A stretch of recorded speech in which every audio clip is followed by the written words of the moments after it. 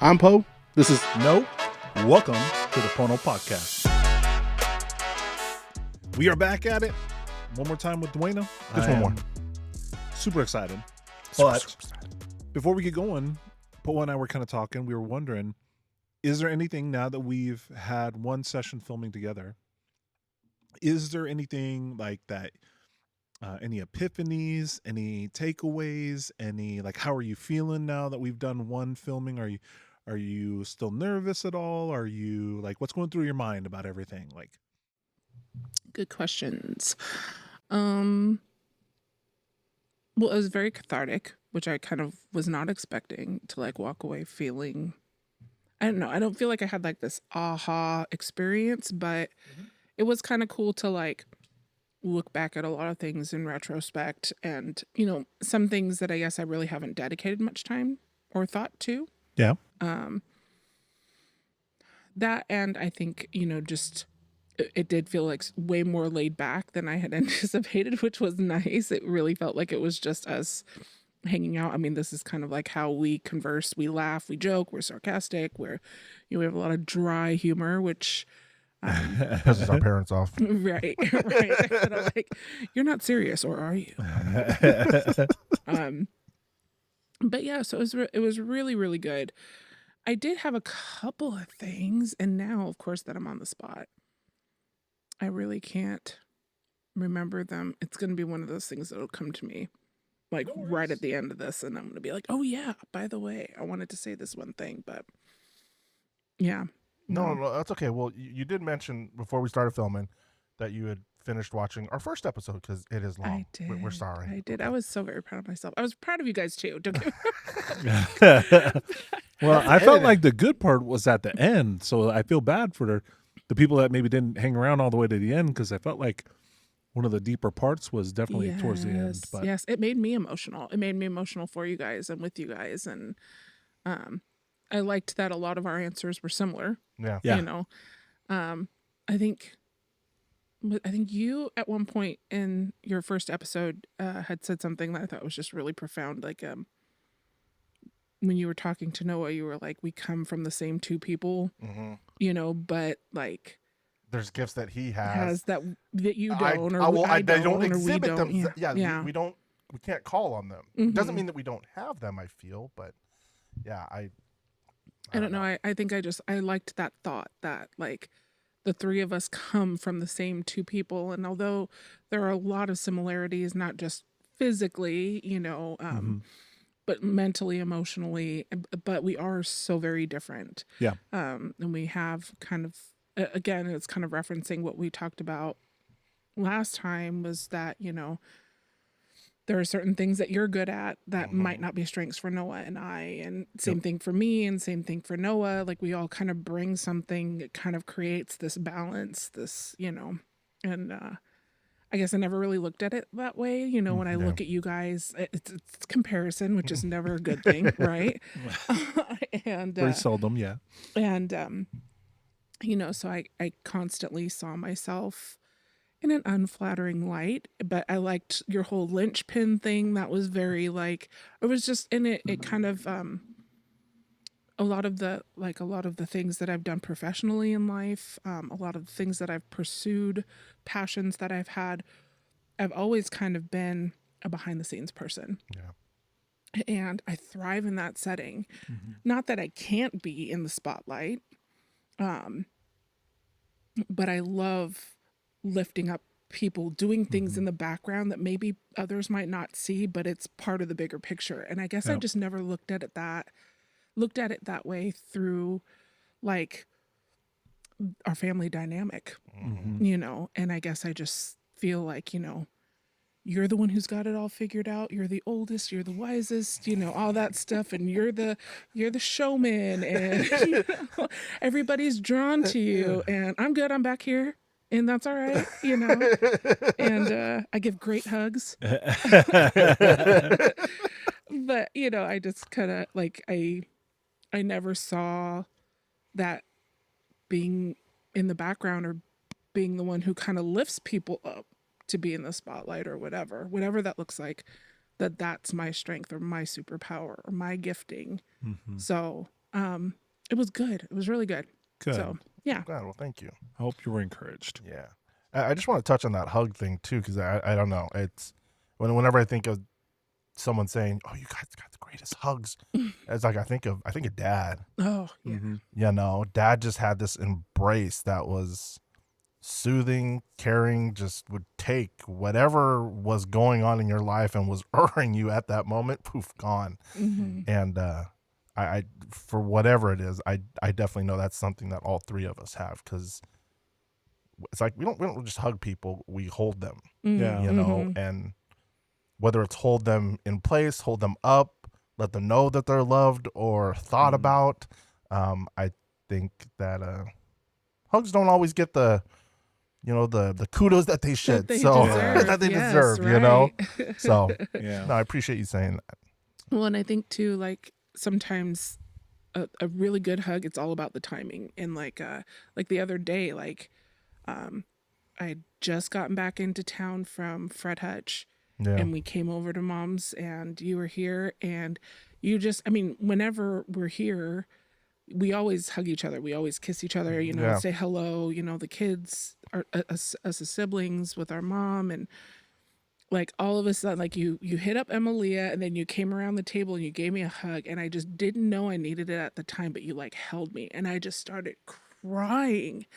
Yeah. Because it was just like, it was like I wasn't even emotional leading up to that hug. Like it was just like, hey, how's it going?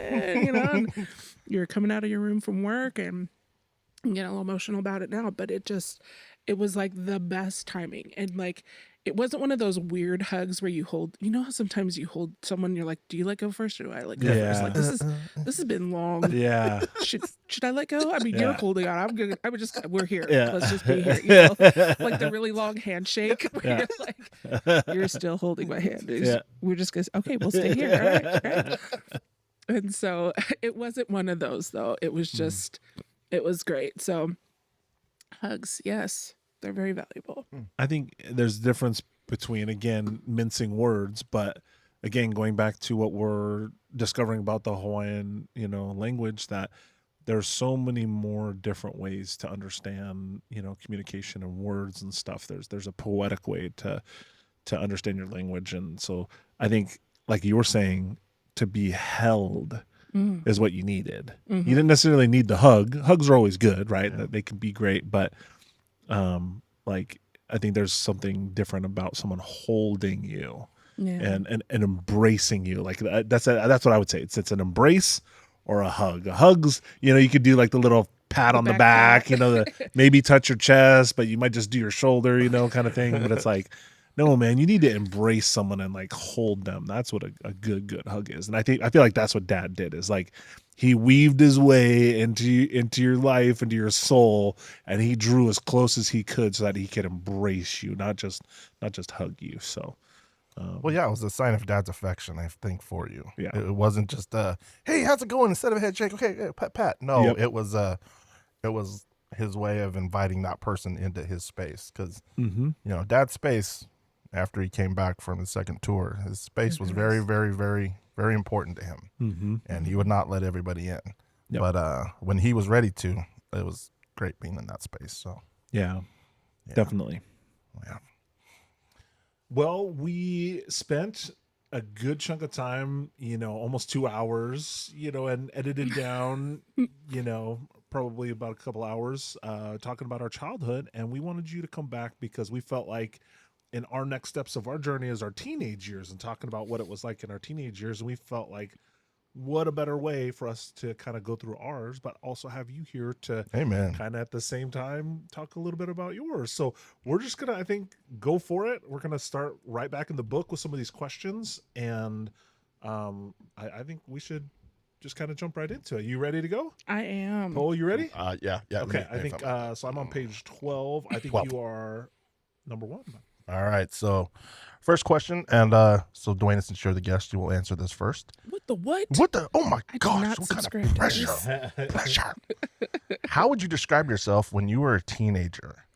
Now, again, I think that's a pretty loaded question, because teenagers, that's 12 to 18. So there could be different morphings of yourself within there. So it's really maybe overall, or if you want to listen, between 12 and 14, I was this way. Then 15 to 17, I was this way. Or you should know, we break it down from middle school and high school? Like I don't know, kinda man. I'm chunks? 47 years old. That's a long time ago. Yeah, that is I've been trying to stuff that stuff away, yet my counselor's trying to drag it out because apparently stuff happened that I need to deal with. I'm just joking. Oh man. Well, I think it's easier to break it up, to segment it a little bit. Okay, cool. And just kind of like generalize age groups, I guess. So I'd say my middle school self was, I mean, pretty similar to my young childhood self. I'm sorry. This is the ASMR section of us. I'm sorry. We thought about this earlier. I was like, oh, no, we can just hide it under the table and open a Jolly Rancher. Well, no, y'all just heard the crackling because that's why my brother looked at me the way he did. And my sister's laughing is because I wanted a Jolly Rancher. Underneath the view of the thing so they didn't see my eyeballs be like, Dude, Bruh. right now. I right saw the now. eyeballs. hey, I that's all saw right. him. That's right. It gives the win a little bit more time to think of the question. Describe yourself as a teenager. Just let it go. Shh, just let it go. People like this, apparently. I'm sorry. Okay. I got my Jolly Rancher. Let's go. On to the question. Okay. Back to what I was saying. As a middle schooler. I think it was a lot like my elementary school self, in the sense that, I think the desire and the drive to be accepted, I think, was magnified even more. Like when you're going through puberty, your body's changing, your hormones are changing, you boys are cute all of a sudden, stuff like that. And there's this pecking order, right? Yep. The people who are popular versus the people who aren't, and why are you not popular? There's different rankings of less popular, and I just didn't want to be on the bottom side, which makes me sad when I think about it now, because it didn't have to. Now that I'm older, I know it didn't have to be that way, and I am proud of myself to say that I felt like I traversed that well. Like, I wasn't just friends with just popular people. I made sure to be friends and be accepting of all different kinds of people. And I think some of my better friendships came from the less popular people, because they were genuine. I felt like they liked me for me, or that we bonded over equally nerdy things, and it was okay because we both accepted that about each other. Versus when I was trying to fit in, I think one of you had said that you're like a chameleon. Yeah. That was Paoa, And I felt like I had to be a different person. And in some ways, I kind of similar to mimic a little bit more of what you guys had said in your previous podcast, is I did feel like there had to be different versions of me for different groups of people. Yeah. And sometimes it was hard to not cross, for lack of better terms. I mean, this is really just general, but I was a music nerd. I was into choir. I stopped doing orchestra because it wasn't cool. Not because I didn't love it. I actually loved it. My orchestra teacher, personally reached out to my mom and had a one-on-one meeting with her, trying to figure out, how do we keep her in orchestra? She's got a talent. She's got a gift. But everybody was talking about how nerdy it is to be in orchestra. And so I thought, okay, well, I'm not playing the viola anymore. Yeah. And I gave it up in middle school, not because it wasn't a passion, because I loved it, but it was because it wasn't cool. Wow. And so it's just, again, I gave a lot of credence to things that I really wish I hadn't. Like other people's opinions. And whether or not it fit whatever model of cool at the time. So I am kind of bummed about that, but you can't go back, you can't change it, and I am who I am with the decisions that were made and the life that I lived. So would I change it? Not really. I mean, I might if I had the opportunity, I might whisper into the ear of Duana in middle school and be like, hey, you're doing fine. You don't have to be a different version of you to please other people. And surprise, surprise, 80 or 90% of these people are not going to be around you in just a handful of years, in just a handful of months, And I felt like I gave away my power or gave away my, like it was just like my ability to vote on the island, for lack of a better term, because it was like, okay, you get to have a say on my life. You get to have a say on my life. And then before I knew it, I had no currency left for myself. Ooh. So That's good. That's a good one. No Message. Yeah, message. it's the Jolly Ranchers. So, what about your high school years then? So, how did that morph? When did it morph? Did it morph? Like, obviously, there had to be some kind of adjustment. I would say somewhere between my sophomore and junior year. I think my junior year, I was way more accepting of myself and confident in who I was and what I brought to the table. And so it was less of what others thought of me and more what I thought of me. And I think I saw some of the things that people were saying to me all along. But oh wow! Yeah. in Cool. some instances, in some instances, it was too late. Similar to you, I was so focused on my social life in high school that I did not.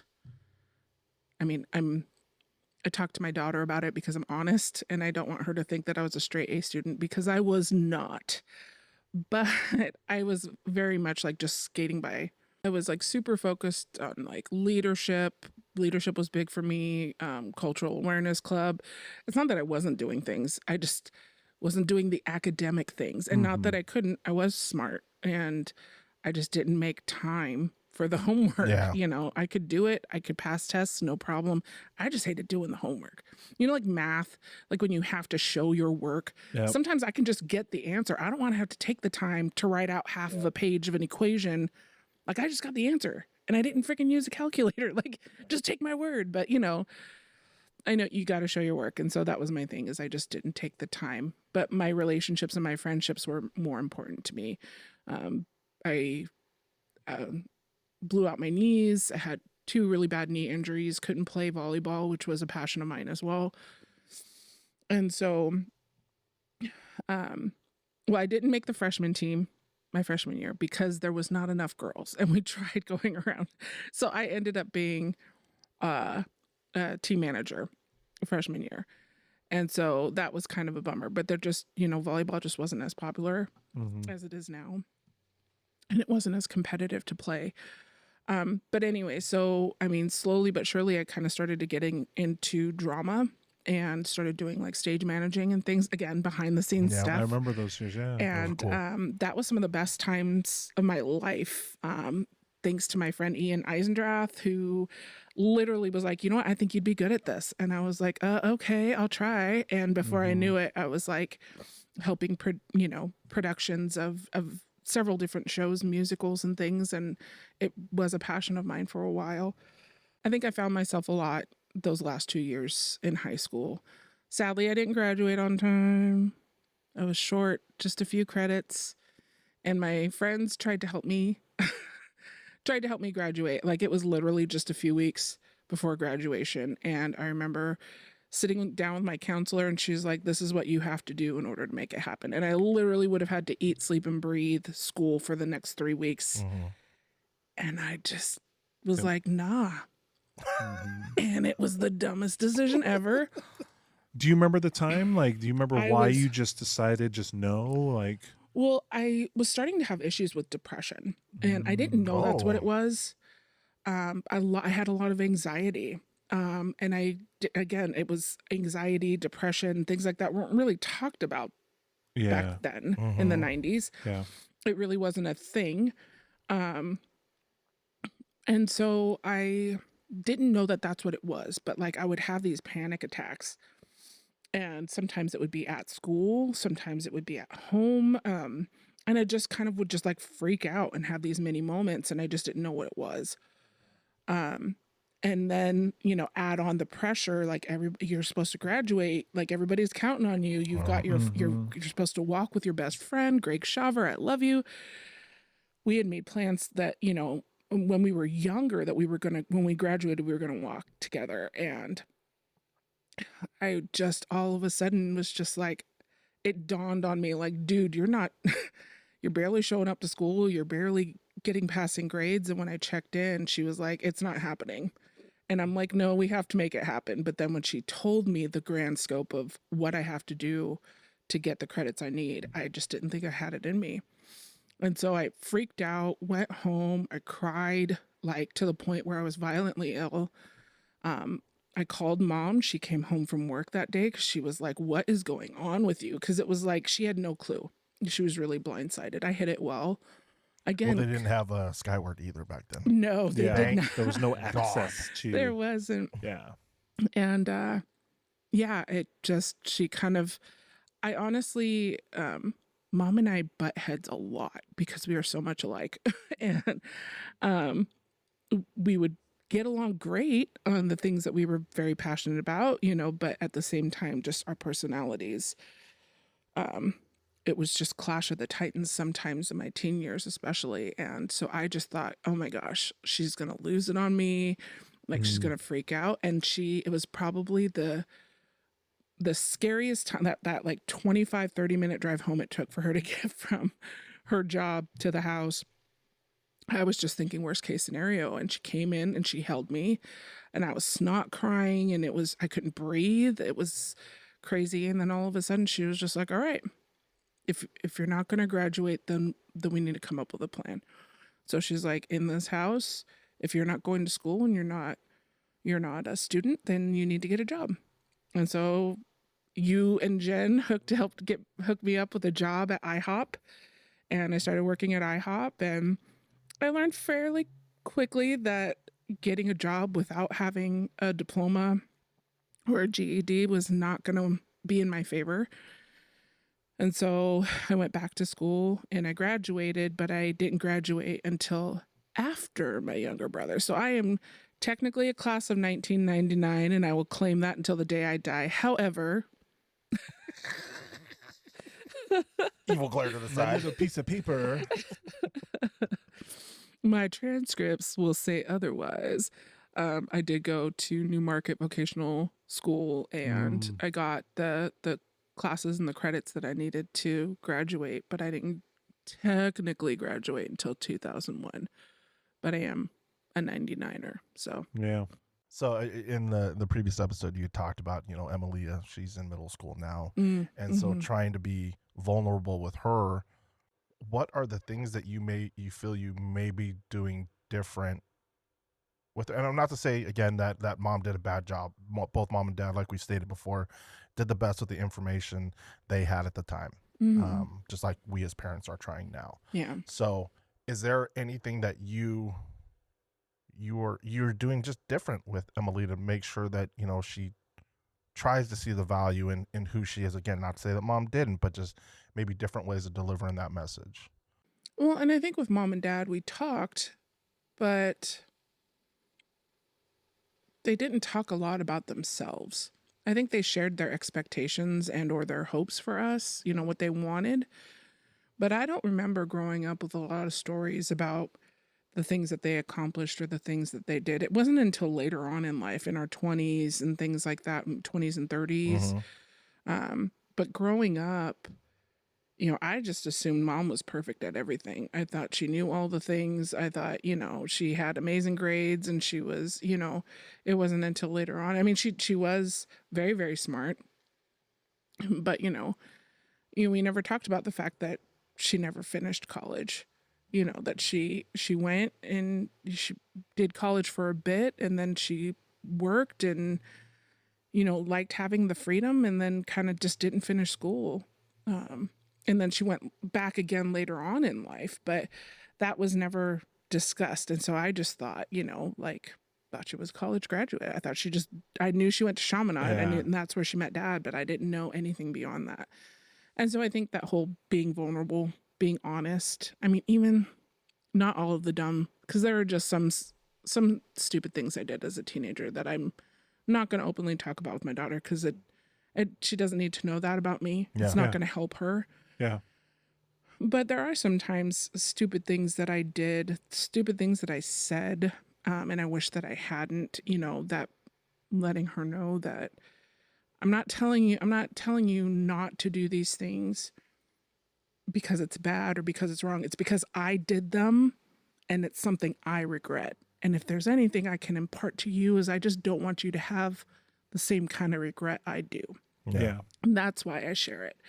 It's not because I'm better than you and I've never done those things and I don't want you to ever do those things. Oftentimes when I'm telling her these vulnerable things, it's because I'm like, dude, it sucks. It sucks not being able to hit rewind. It sucks not being able to fix that thing that I said or that thing that I did. And I wish that I hadn't, so I felt like I was super fun, pretty outgoing. I tried to be, I think something that I did, I tried to be everything for everyone, for my friends. A lot of my friends their parents were going through like really messy divorces. And so I tried to be the therapist to that friend because I knew that it was really tough to watch their parents go to war over dividing the house and who gets what and custody and, all that stuff. And we were so fortunate, not to say that mom and dad's marriage was perfect. I mean, they had their moments and their rocky roads and their ups and downs, but so I didn't really date in high school. And so, but I had a lot of friends that did. And so, like helping them process the heartache and the stuff like that, I tried to be the shoulder to cry on as much as I could. The comforter. Yeah. Well, the support, in the background, so. Yeah. Okay, cool. So what about you guys? Who wants to go next? Ask the question. So Noah, what were you like? So if I was looking at my middle school years, by then I had played a couple of years of football. Mm. And one of the things I think we had discovered talking about childhood, I didn't really start to get some level of like self-worth and self-esteem until I discovered football. Hula also helped a lot with that. Because I found something that I could thrive at that seemed to come naturally to me. Not that football didn't come naturally to me, but I definitely had to, I learned a lot about myself and I had to work on a lot personally. But I was still very insecure in middle school. I was still kind of similar, trying to, put on the facade that I was cool, that I wore the right clothes, hung with the right people, and even though we've all kind of said that in some realm, but we've also all admitted that we were friends with everybody. Yeah. Like, and I now that I look back, I'm proud of us. Like, I'm proud that we were those people. I always just assumed Paoa just hung out with the gangsters. I always just assumed Duana was just hanging out with all the popular kids and stuff. I knew that wasn't true because I knew you guys had friends outside of those, circles. So that makes my heart really, really happy because one of the things I was noticed for was the fact that I was one of the more friendly. I got voted my senior year to be the most friendly, the guy, of the two, because there's a girl that's voted and a guy, and I was voted most friendly. And I think it was primarily because of that, because I was so accepting of everybody and friends with every different circle and group. But that didn't happen in middle school necessarily. I discovered girls in middle school.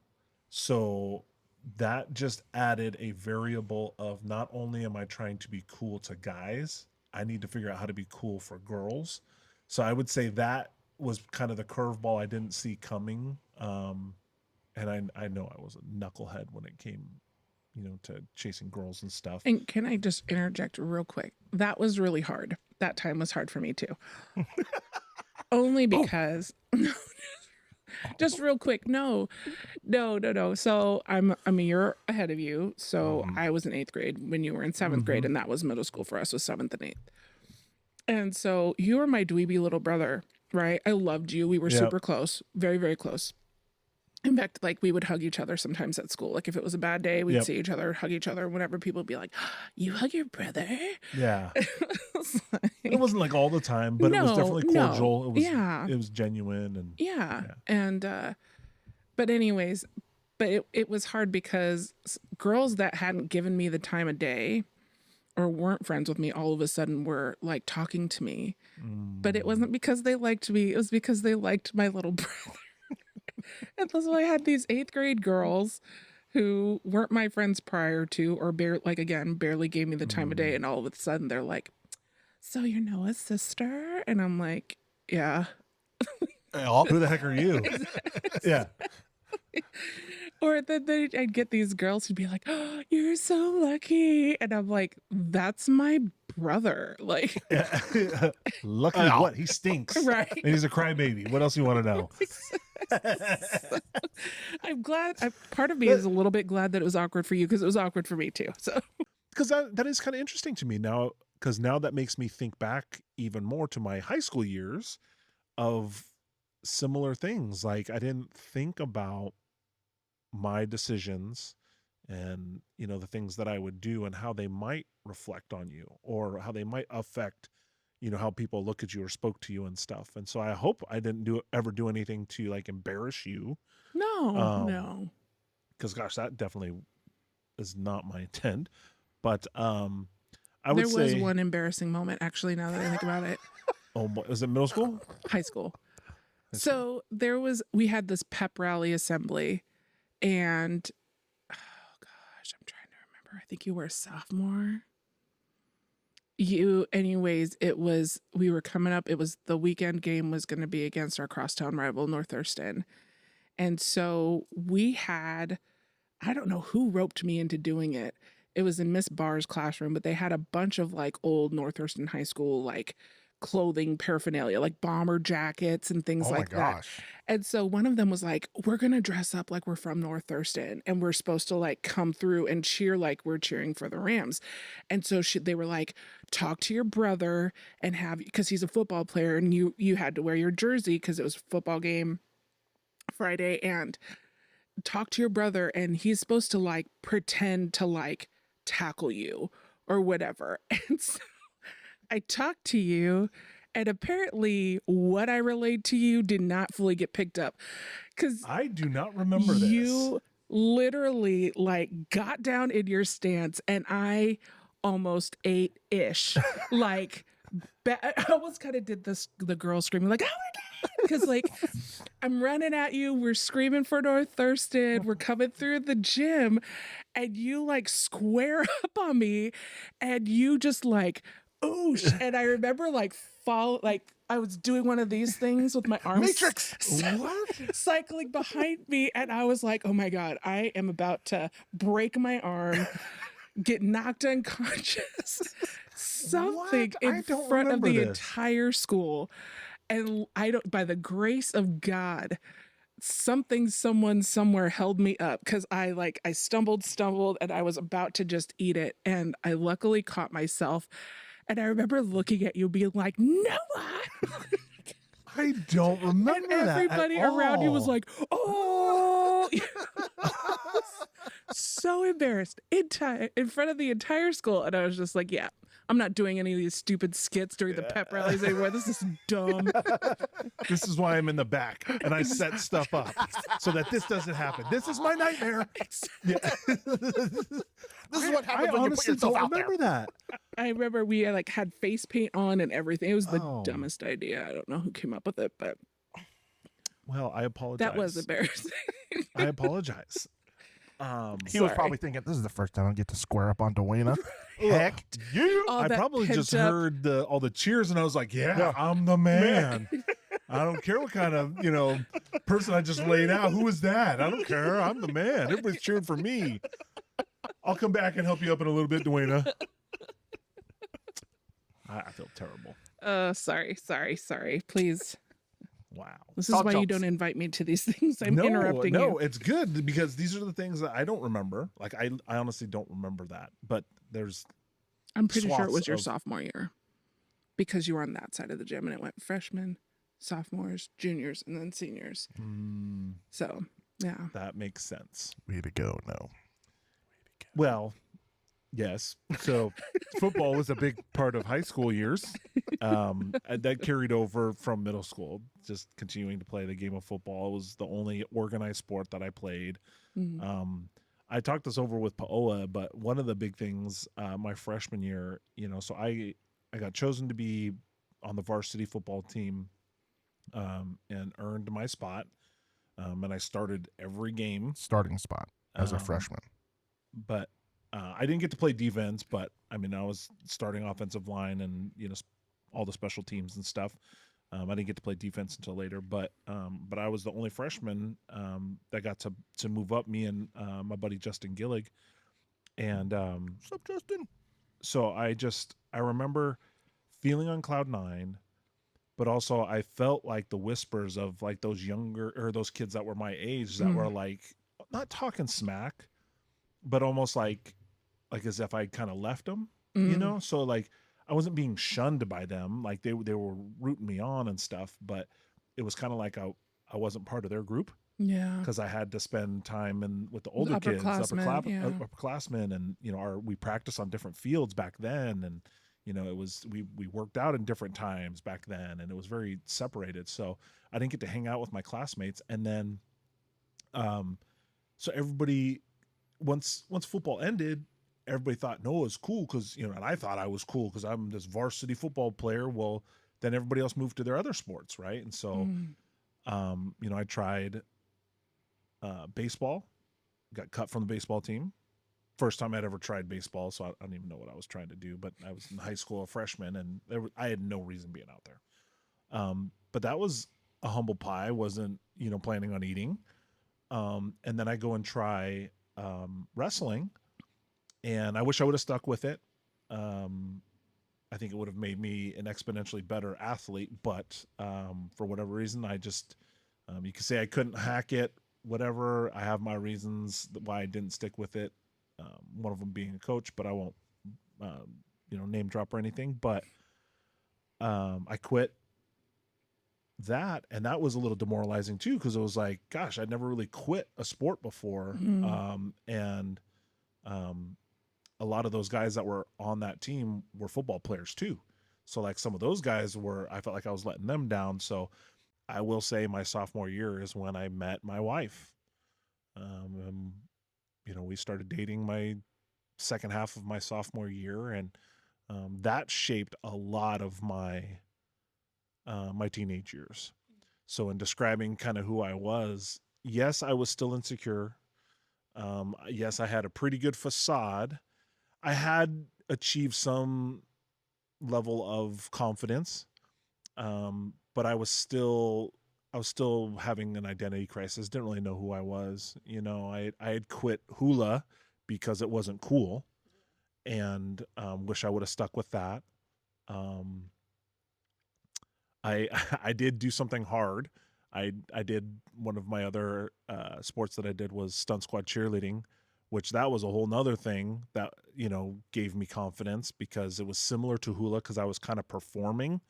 And I was gifted athletically to do some of those things. I wish I would have stuck with that because, man, I really think I would have been really good at that as well. But it probably would have been less impactful on my body as football was. There was a lot of my teenage years that I didn't really know what the heck I was doing. And I think the one saving grace that I had was I had an amazing sister who was just a year ahead of me. The linchpin. Who could pave the way for me. Sorry. Because like that transition from elementary to junior high, that was easy because my sister was the year ahead of me. Yeah.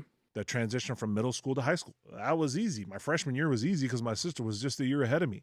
She showed me where my classes were. She had friends that knew I was your little brother. So even, the areas I wasn't protected because of my football friends, I had my sister's friends looking out for me because they knew that's Duana's little brother. So Duana sort of alluded to some of the things that she ran into that found that gave her a lot of confidence and self-worth, I would imagine, is the support roles and things that she found from other friends, like the managing the volleyball team. You really enjoyed that since you weren't able to participate. That was a way for you to give back, and you're like, oh man, I like this managing side. Then doing the drama.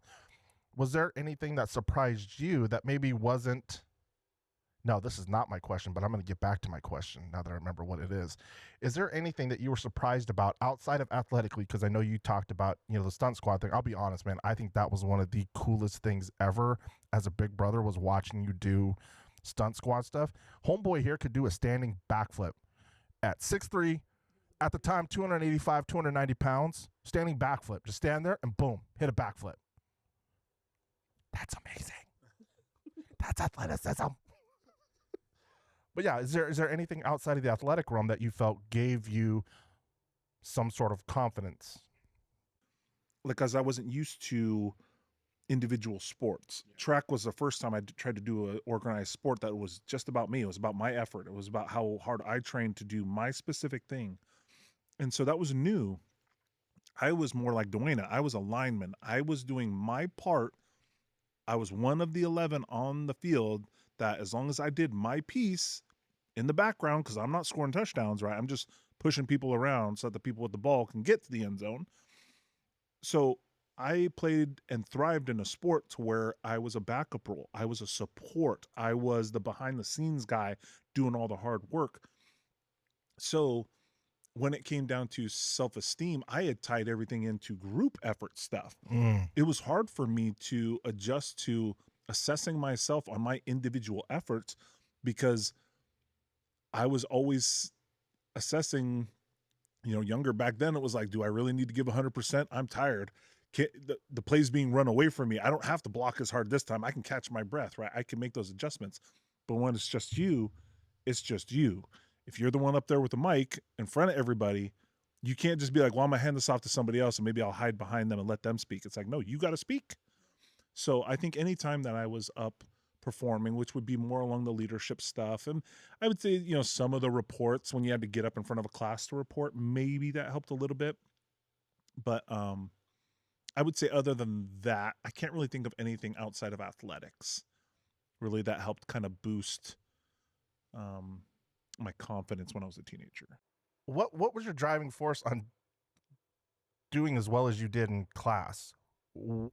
Because I know you didn't take just all easy classes. You didn't just take all electives and like the bare minimum to graduate because you had to.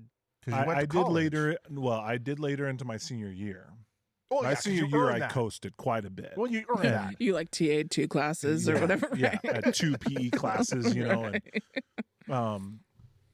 And yes, I did like a couple of advanced classes, but it's not like I was doing them because I was trying to get college credit or because I was trying to make my, my transcript, all woohoo. It's because a teacher believed they saw potential, so they recommended me. So I was like, okay, sign up for it. Didn't really like it because it was too hard. Because like one of the advanced placement classes, they wanted you to read like 4 or 5 books over the summer in preparation. And I was like, yeah, not doing that. So I quickly dropped out of that AP class. Apparently I did it well enough that I got good grades, but I mean, half of that stuff I don't even remember. So regardless of whatever I got on those papers, I regurgitated the information properly. That's basically what I feel like that. You should make a t-shirt. Yeah. My high honors means that I was highly capable of regurgitating the information the state wanted me to regurgitate. You're welcome. I got really good GPA, but the effort was not really there. I was not giving my best. So I feel like if I'm not giving my best and I'm still able to achieve that, like if we only would have applied ourselves, what would it have been? What would we have done different? Yeah, you know? And so, I don't know. Kind of roundabout. No, I appreciate that, man. No, it's just, again, that's your mo'olelo regarding that question. I'm okay with that. No, I appreciate that, man. Thank you. It takes a lot of vulnerability to talk about that stuff. That's why I'm glad we get to talk about it. All right. So, what was I like as a teenager? Okay, so middle school. I remember getting to middle school, had a couple core friends that carried over from elementary school. And honestly, I mean, my name is Paoa Kalani Jean Naipo. Growing up in Lacey, Washington, in the mid-'80s, you don't meet other kids with just the majority of vowels are in their name and just a couple consonants. You don't. And so when I got to middle school, that's when I met the Bakers. That's when I met the Sibbets, the Cowanoys, all of these other local families. And they weren't all Hawaiian. Some of them are Guamanian, Filipino. You know, I'm like, oh my God. You have rice with every meal? Yeah, Me too. Yeah. You like cold rice over warm rice too? Oh, awesome. You know, you like Spam too? Yeah. Shoot. You know, so it was immediately like a validation of all of these things that I enjoy, but my friends were like, okay, yeah, cool. Yeah, no, I'm not going to have that seaweed. No. Mm-hmm. Lau lau? Oh, that looks like spinach, but bro, it's not spinach. So but the thing is I'm not trying to state like, I found my identity as a middle schooler. It was a lot of the same that you guys had. I had no confidence in myself. I was a chameleon. I was friends with everybody because I was a band geek. I loved band, loved playing trombone. Mentioned that in our first podcast. Was I that great? No. Did I apply myself? Hell no. So I just skated on my laurels and just a little bit of effort that I put in. But I really enjoyed, band. So that sort of set me apart from the cool kids as well. My 7th grade, I tried to play football.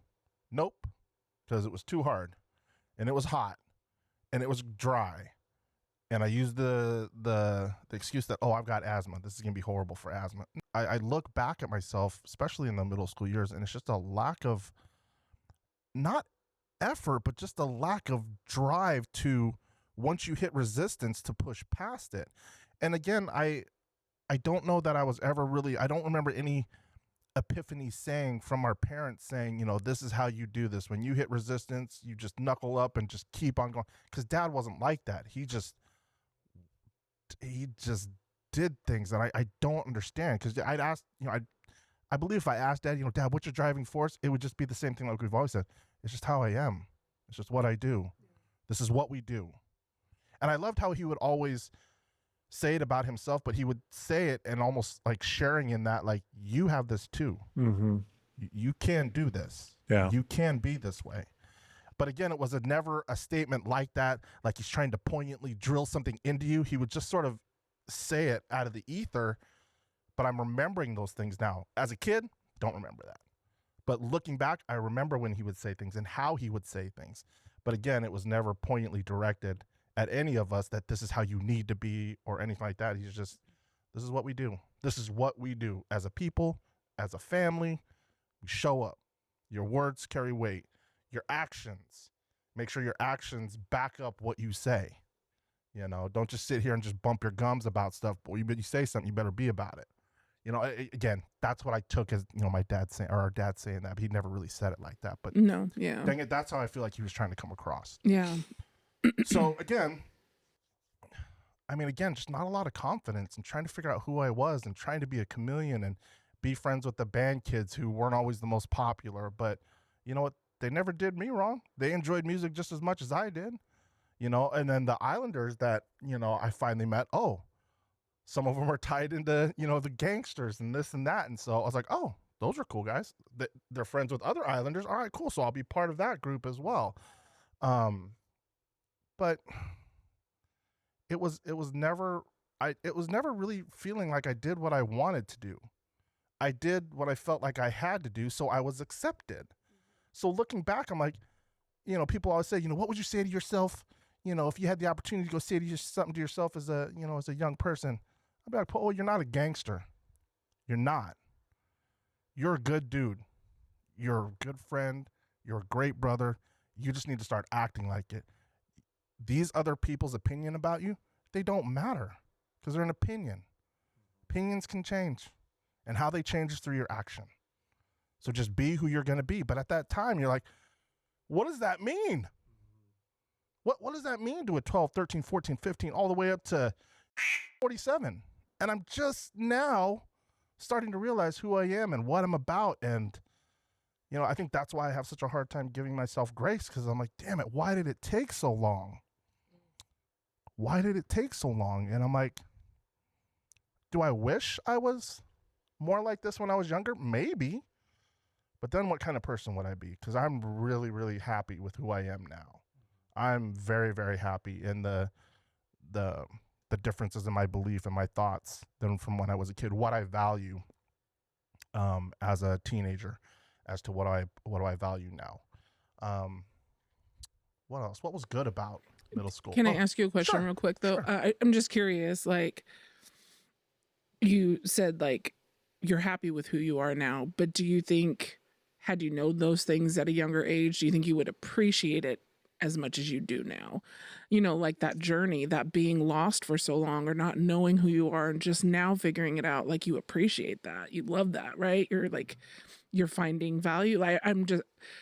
Do you feel like it would have been better to know, or are you kind of glad things went the way they did because now that you're here and you have that understanding, you appreciate it more? I don't know. Does that make sense? No. I've battled with that. I've constantly thought about that, especially when people say, do you have any regrets? What? If you had the winning lottery numbers, would you go back and give yourself them? And I was like, well, okay, let me take stock in where I'm at now. I'm an amazing father. Mm-hmm. That's hard to say, but I am. Now, granted, how I did some things, it's probably not the best, but the why behind it, I will always stand upon. Mm. I'm learning how to be a great grandpa, and apparently, I'm doing a halfway decent job. Because the kids enjoy to see me. They do. And I really appreciate that. So I feel like I'm doing something right. Yeah. So with that, I honestly don't. I wouldn't want anything to change. I'd probably still want to go through all the hardships, all those learning lessons, because I enjoy and I'm so happy for where I'm at now. Yeah. Because again, let's say I was this way in my 20s. Well, I don't know what I'd be 20 years from that. I could be a lot better, or it could be a lot worse. Right. So I don't like the unknown. I know who I am now, and I'm glad for everything. Even as hard as some of the shit was, getting punched in the face as a kindergarten, first day of friggin' school. Yeah. And questioning so much from that point, because I really believe that was a pivotal point for me. And just, I didn't have the tools, and I knew I didn't have the tools. And I'm like, well, where do I get these tools? What am I supposed to do? And I never got them. So it was just constantly, okay, I've just got to figure this out on myself. I've got to apparently change who I am so other people can accept me. When no, that's not it. But even with, your parents trying to tell you, just be who you are. What does that mean? Right. What is that? As a kid, you ask that question, I feel like. But I think for me, I think some of my favorite things, especially in middle school, was getting to build some really cool relationships with some other Islanders that I've carried on today. Yeah. Mm-hmm. Now granted, not all of us who, were friends together, back then still stay in contact, but a small handful of us do. And it's really cool because we can pick up right where we left off.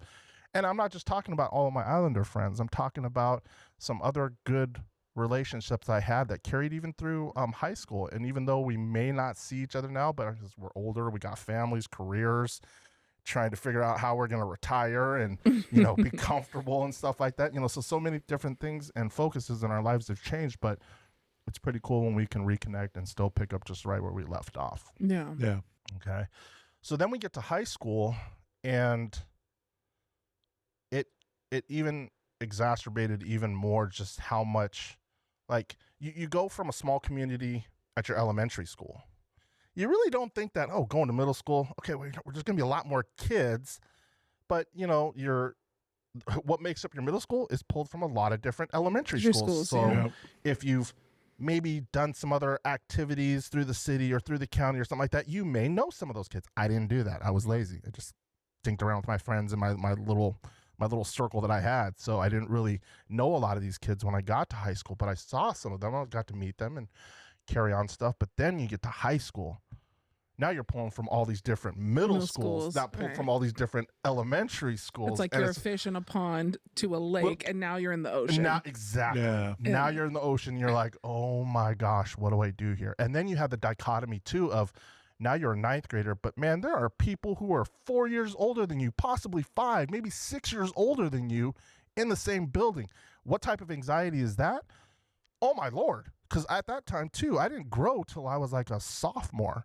I didn't become 6'2", 6'3", or not 6'1", 6'2", till I was a sophomore in high school. Actually, the tail end of sophomore. I was always a short, fat kid. I was like maybe 5'9", 5'10", 200 plus pounds. but it wasn't until later on. So I always felt like I had to figure out how I could defend myself or put myself with my back against the wall to make sure I could fend off anything, whether physical, mental, emotional. I had to keep everything in front of me so I could keep it at bay if I needed to. What were some positive things that happened in high school? Okay, now I'm looking through the lens as positive as a 47-year-old grandfather trying to look back now at their life as a teenager, trying to find the positive, not the positives I experienced while I was 16, 17, 18. So what do I feel that was positive? Honestly, the biggest positive thing that happened to me was my junior year. Mom telling me, your grandparents are going to be here next year. And they're coming to celebrate your graduation. There's going to be a big luau put on. If you don't graduate, we're going to have issues. I want to say she said some other stuff, but I've really toned it down. But it was like, it put the fear of God in me, honestly. Because that same feeling that you had with Mom about, oh my God, what is she going to say when she, that whole 25 minutes, whenever Mom would talk about my schoolwork and stuff, it was always that dread of, oh my God, I didn't want to disappoint Mom. Because again, I felt the same thing too. I was like, she was great in high school. She was an athlete. She was a cheerleader. She was And part of the debate team. Yeah. She's so friggin' smart, and so it's that comparison, was always there. But I went to my counselor the end of my junior year, and I was like, I got to graduate. She's like, That was the best joke I've heard all day. she's like, oh, Paoa, oh, and I'm like, no, you see, my grandparents are coming to put on a graduation luau, and she's like, oh, really? Not with these transcripts? And I'm like, I need to. And she's like, okay. So anyways, my saving grace was I had really long hair in high school. At that point, no, I didn't, because I think I shaved it like halfway through my junior year or something like that before we went to a dance. Anyways, I had really long hair, so I'd color it, I'd cut it, I'd do some different stuff with it. She's like, you've always liked hair. Have you ever thought about becoming a hairstylist? And I was like, I immediately thought, you want me to do things that girls do? But she was like, listen, with this program, it's a year and a half, which means you will be continued to going on if you take this after you graduate from high school. But with this program, you will be able to graduate. Exactly. You can walk with your class. I was like, oh my God, really? And I was like, well, what do we got to do? She's like, okay. So she broke out my transcripts and she's like, listen, you need this class. You need social studies. Well, you're going to be working with people. There's that. Math. You need some math. Well, you're going to be charging people for stuff. So, and she was just, She's Cooking working the the books system. I don't want to say that she was. No, but yes. But at the same time, I am so thankful that she gave me an option, and I think that's the thing that a lot of counselors don't get enough kudos for, is because they really care about us kids and your kids that are out there. And so if your kid, they have opportunities, you need to back them up and make sure to take them if these are the expectations you want your kid to follow through with. Because our parents are huge on accountability. Yes. What you say, you better do. So with that, I became a cosmetologist, and I met some of the coolest people. I learned some of the coolest things about me. I learned what I did not like to do, did not like to color. I was horrible at that. It was anxiety, because you're like, well, you have to figure out, well, what's the base tone of their color? What's the base tone of the color you're trying to go to? Well, we can't use this one because her hair is going to turn green if we do that. We can't use this one or it's going to be bright red. And it's like, well, that's not even the color we're trying to get to. But because of this color, it was just too much thinking for me. I loved cosmetology as well, because you got the opportunity to really help someone feel really good about themselves. Yeah. Now, would they be able to replicate what you did?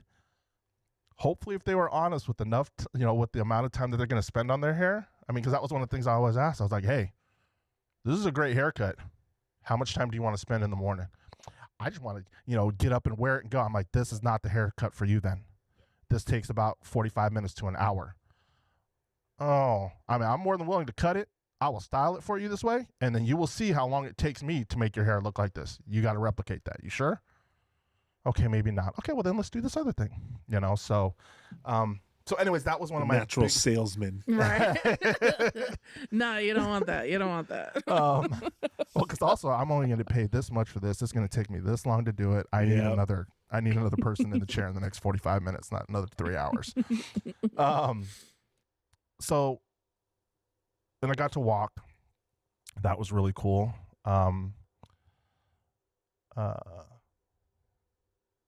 Honestly,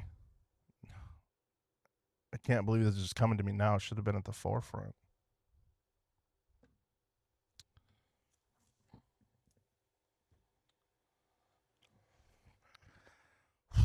I became a dad.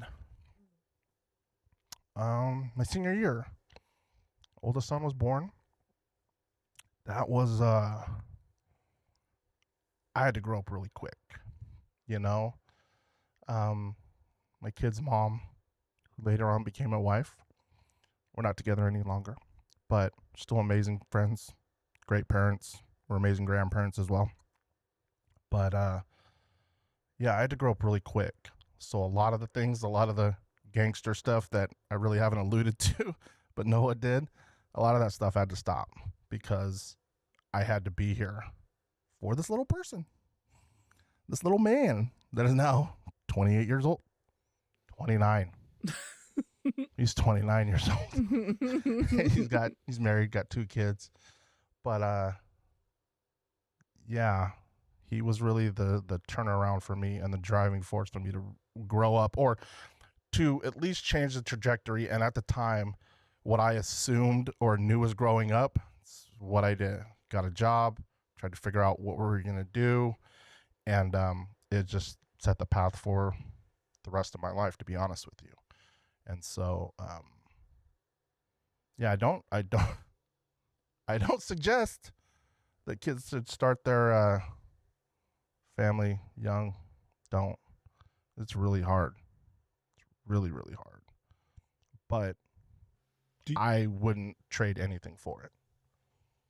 Do you remember like the moment you made that choice? Because, the original question was to describe yourself as a teenager. And I'm trying to think of like, I was an idiot at that 17, 18-year-old range. Mm-hmm. Like, even though I was graduating with honors, I didn't know my ass from a hole in the ground. So it was like, I'm trying to envision you.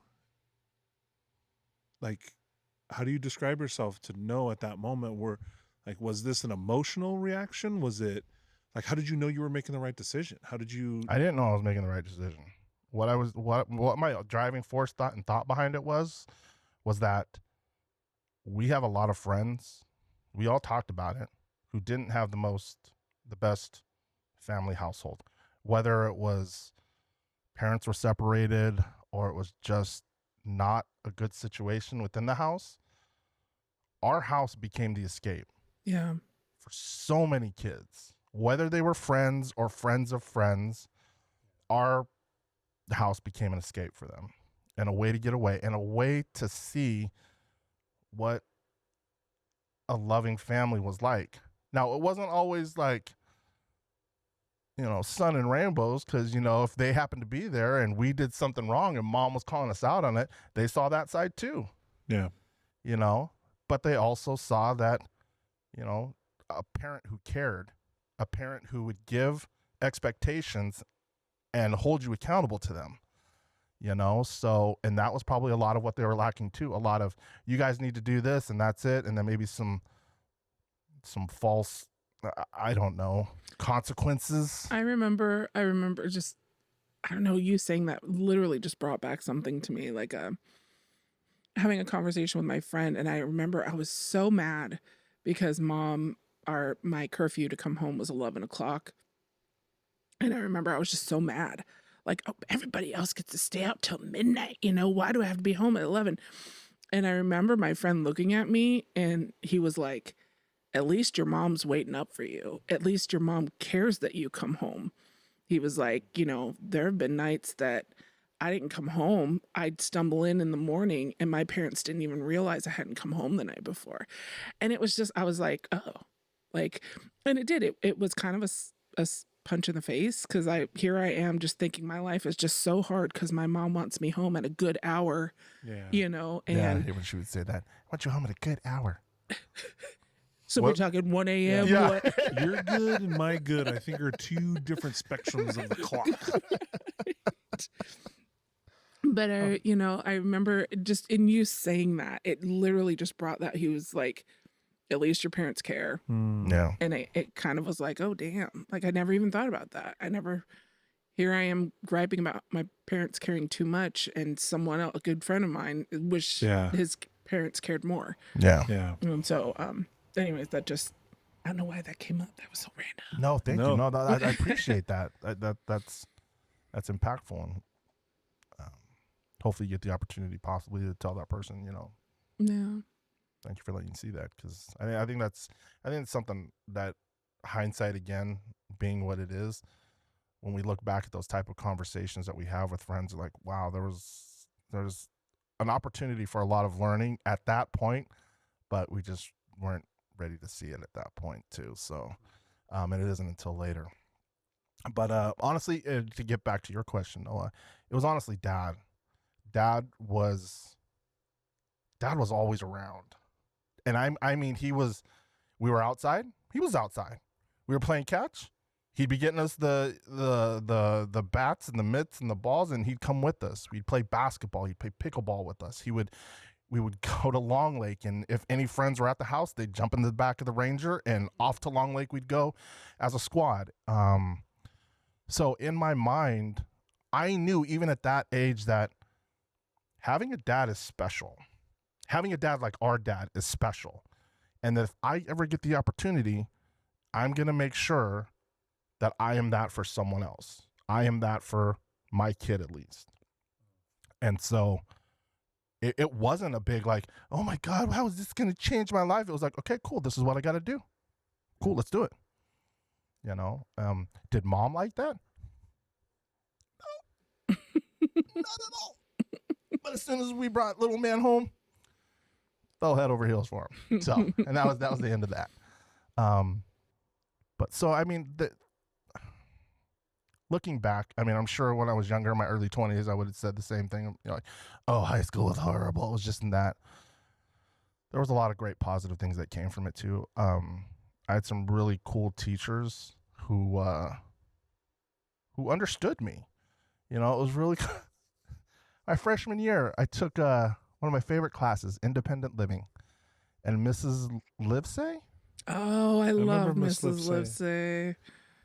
She was Miss Livesey. Wait, wasn't that the typing teacher? Yes. So not Miss Livesey, but Miss Olson. Was she the home ec teacher? Yes. Okay, so Mrs. Olson. She had taught Mom. Yeah. Also, sorry. No, that's fine. Miss Livesey, thank you very much because you got me typing to over 76 minutes, 76 words per minute. Oh. Love you for that. Love being one of the fastest typers of my graduating class. Thank you. But Mrs. Olson, so growing up with a name like Paoa, Jean Naipo, and sort of like Duana has alluded to, teachers on the first day of class, they're sort of going through the names, and then they get to the last names are like right around the middle of the alphabet, and she's just sort of staring at the thing, or they're staring at the paper. I'm like, that's me. You'll get it by the end of the year. Don't worry about it. That's me right back here. Really the only brown kid in this sea of non-brown. But yeah, you'll get me later. But she's reading down, Mrs. Olson is reading down all the names, and she says, Paoa Kalani Naipo. And if you don't know Mrs. Olson, she is the nicest, shortest little Caucasian woman, long brown hair, some glasses, very petite little woman who does not sound like she knows how to say anything of any Hawaiian dialect at all. She said my name phonetically perfect, and I was dumbfounded. I'm like, oh my gosh. And she looked at me and she's like, oh my gosh, do you know Ali'i Olani? And I'm like, I'm looking at her and she looks She looks very young. And again, I'm looking at her through the eyes of a freshman, okay? My gauge of how old women are by looking at them, so skewed. Way off. Way off. Anyways, I look at her, and in my mind, I'm like, oh, this must have been one of her classmates. Maybe they went to high school together at Rainier High School, or maybe they went together, school here, one of the first full graduating classes from Timberline. And she's like, I was like, that's my mom. And she's like, oh, I taught her when she was a student here. And I was like, oh my gosh. Oh, wow. Wow, you are older than dirt. Are you retiring right now? This is your last class, isn't it? Yeah. But no, she was one of the coolest teachers. Because honestly, she helped spark my love of cooking. And my love of cooking really didn't come out until later. But when I can look back of when I started really liking the idea of being able to cook myself something and not be able to burn boiling water, or just burning a simple scrambled egg, I was so very proud of myself, and I have Miss Olson to definitely thank for that. And thank you for saying my name. Absolutely correct, because that puts you at such a high level in my eyes. I appreciate that so much. So, yeah, That's awesome, man. yeah. So, and again, in high school, running with different people. Yeah, I wasn't that. I wasn't that. I didn't have a hard life. Mm-hmm. I had a loving family, 2 parents, amazing siblings. Knowing my cousins and trying to be taught where we come from to try to help build my identity and who I was as a person. Again, I didn't realize that till I got older.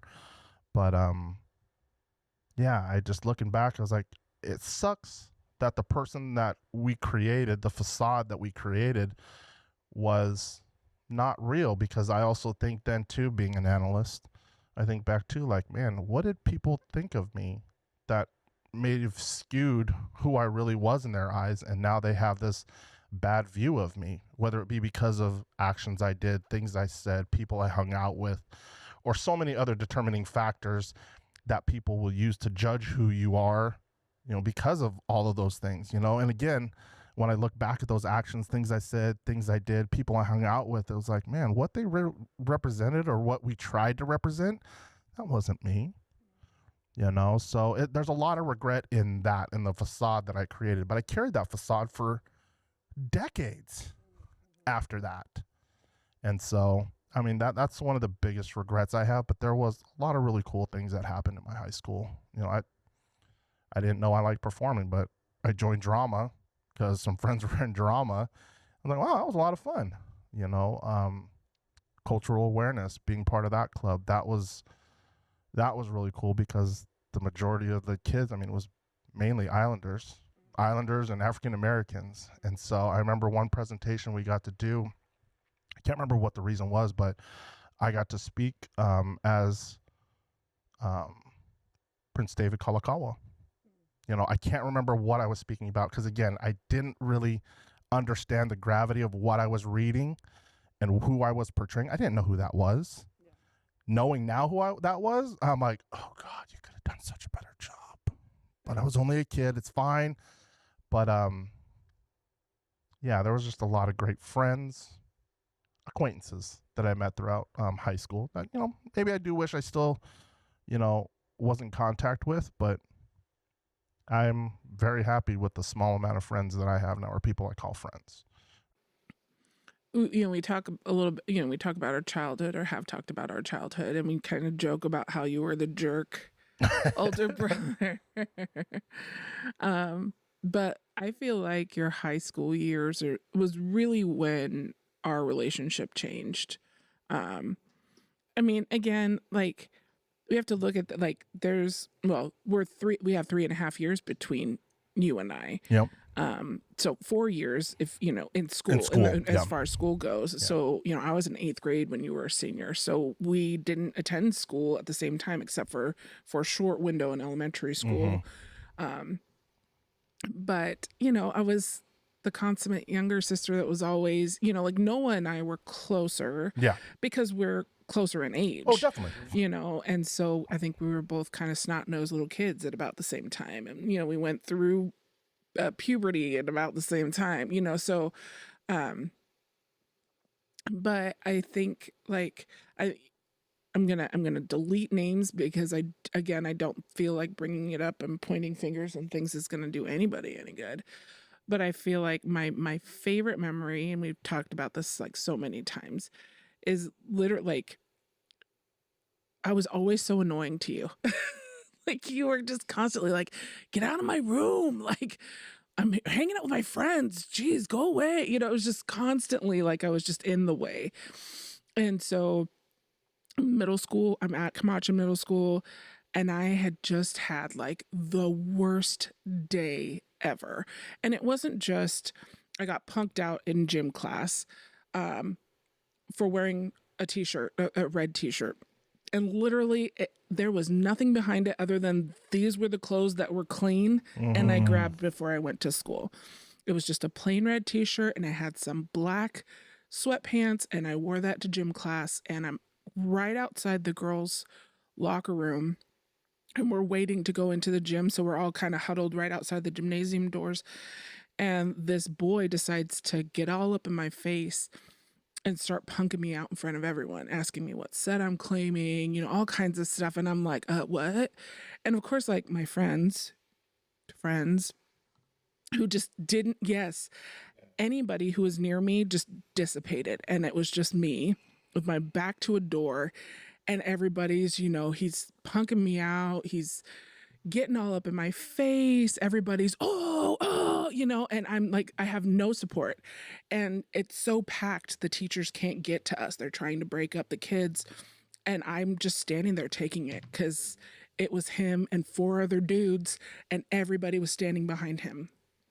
And he was just laughing, eating it up, just getting all up in my face, you know, calling me a punk, calling me cuz, you know, all kinds of stuff. And I'm just like, I'm a nerdy kid. Like I had no idea. And so I'm just standing there and I'm like, don't cry. Because that was my biggest thing, was don't let them see you cry. So I tried my hardest not to.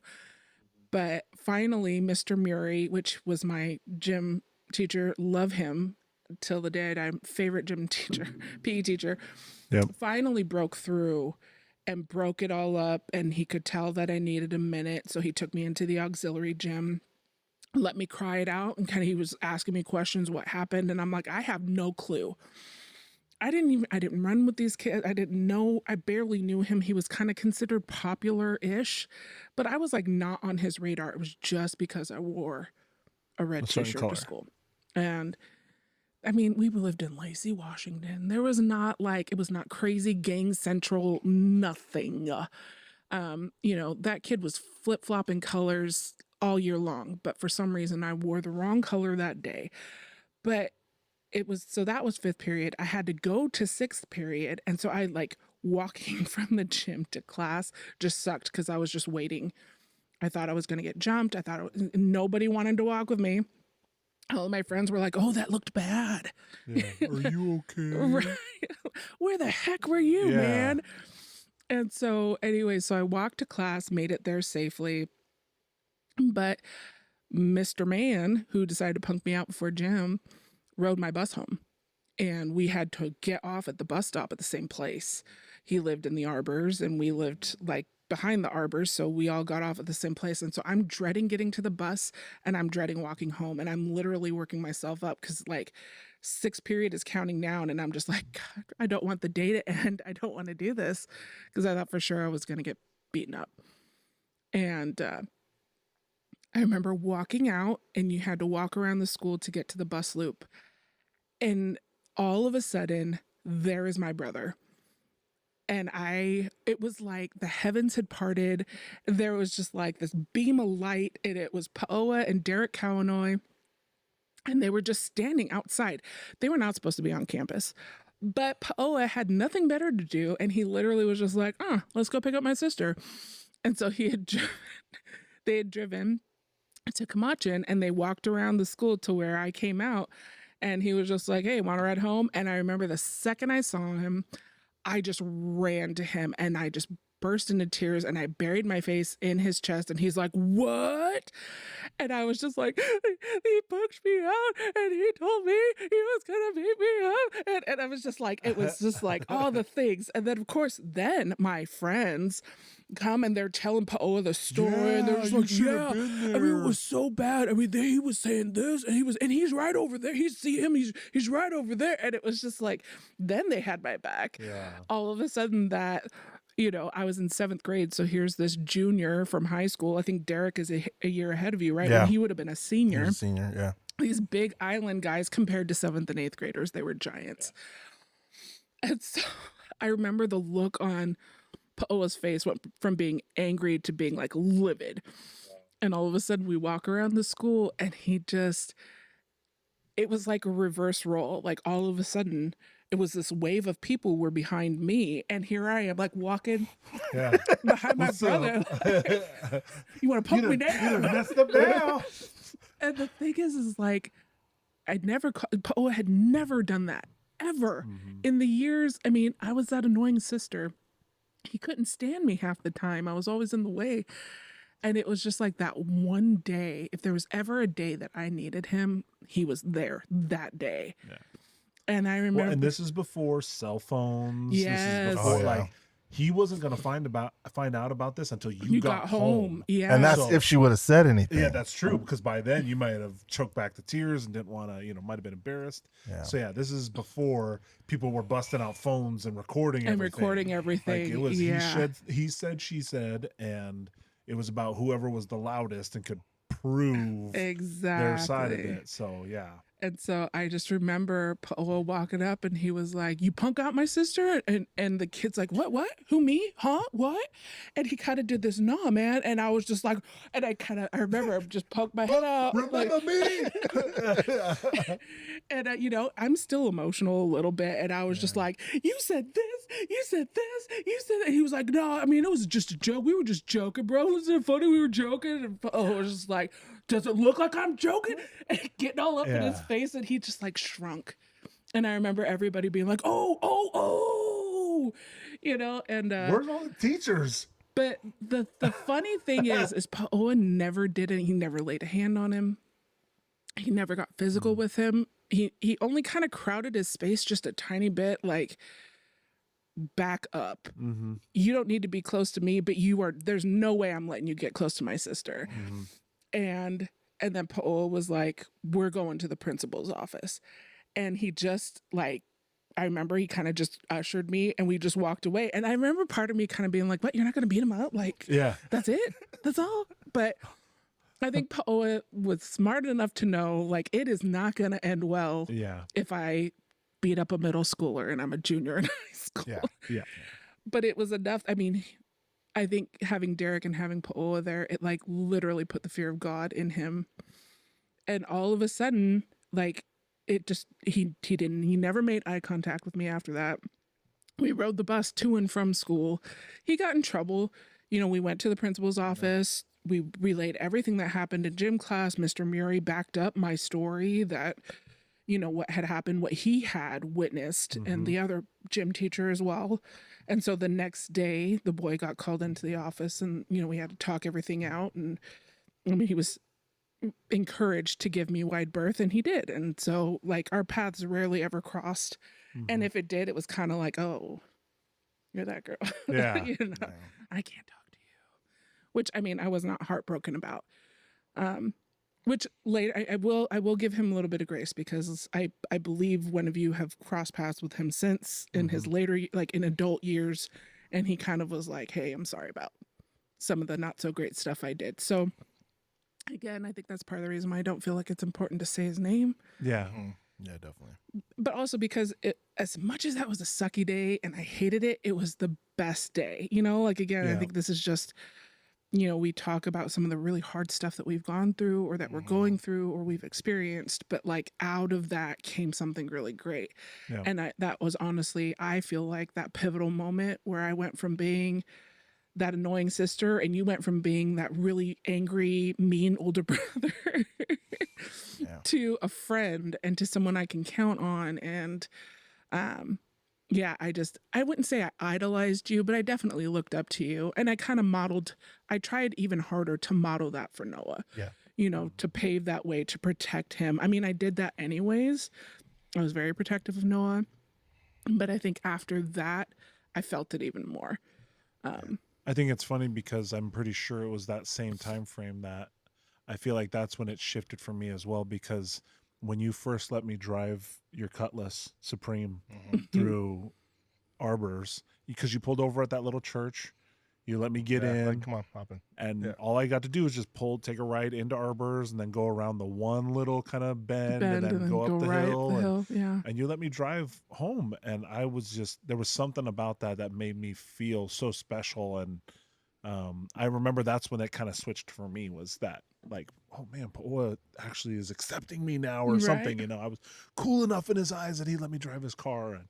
And but I was thinking through all of our answers, you know, kind of describing ourselves as teenagers, was a lot about we were insecure, we didn't know what we were doing. And I can't help but feel like that's got to be a common denominator. That's got to be how most people feel. And I bet you, like, if people at home were asking themselves these same questions, being honest and vulnerable, I bet you most people would say, yeah, I was just insecure, putting on a facade and just trying to be liked by whoever and whatever was the likable thing at the time, you know, baggy clothes and certain types of music and certain hairstyles and stuff, like all that stuff mattered at the time.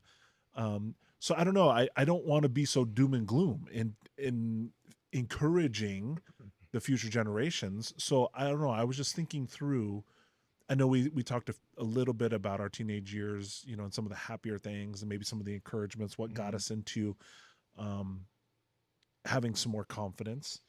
But I kind of wanted to reiterate some of those things so that people could, you know, maybe encourage the next generation, or as they're thinking about things, some stuff that they can maybe remember from their teenage years. So, so kind of reiterating some of the stuff, what helped build confidence in you that got you better through your teenage years. I know we've probably already said all these things, but just to kind of reiterate, what were the things that really helped you get beyond having to put up the facade, that at least maybe even just stimulated a little bit of growth?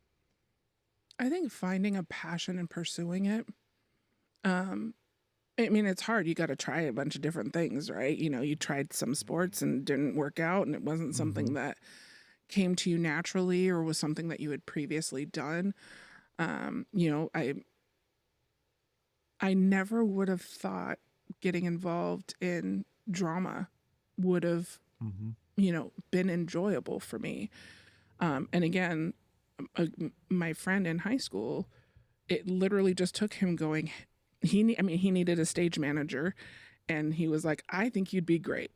And I was like, I don't know what that is, but I'll try.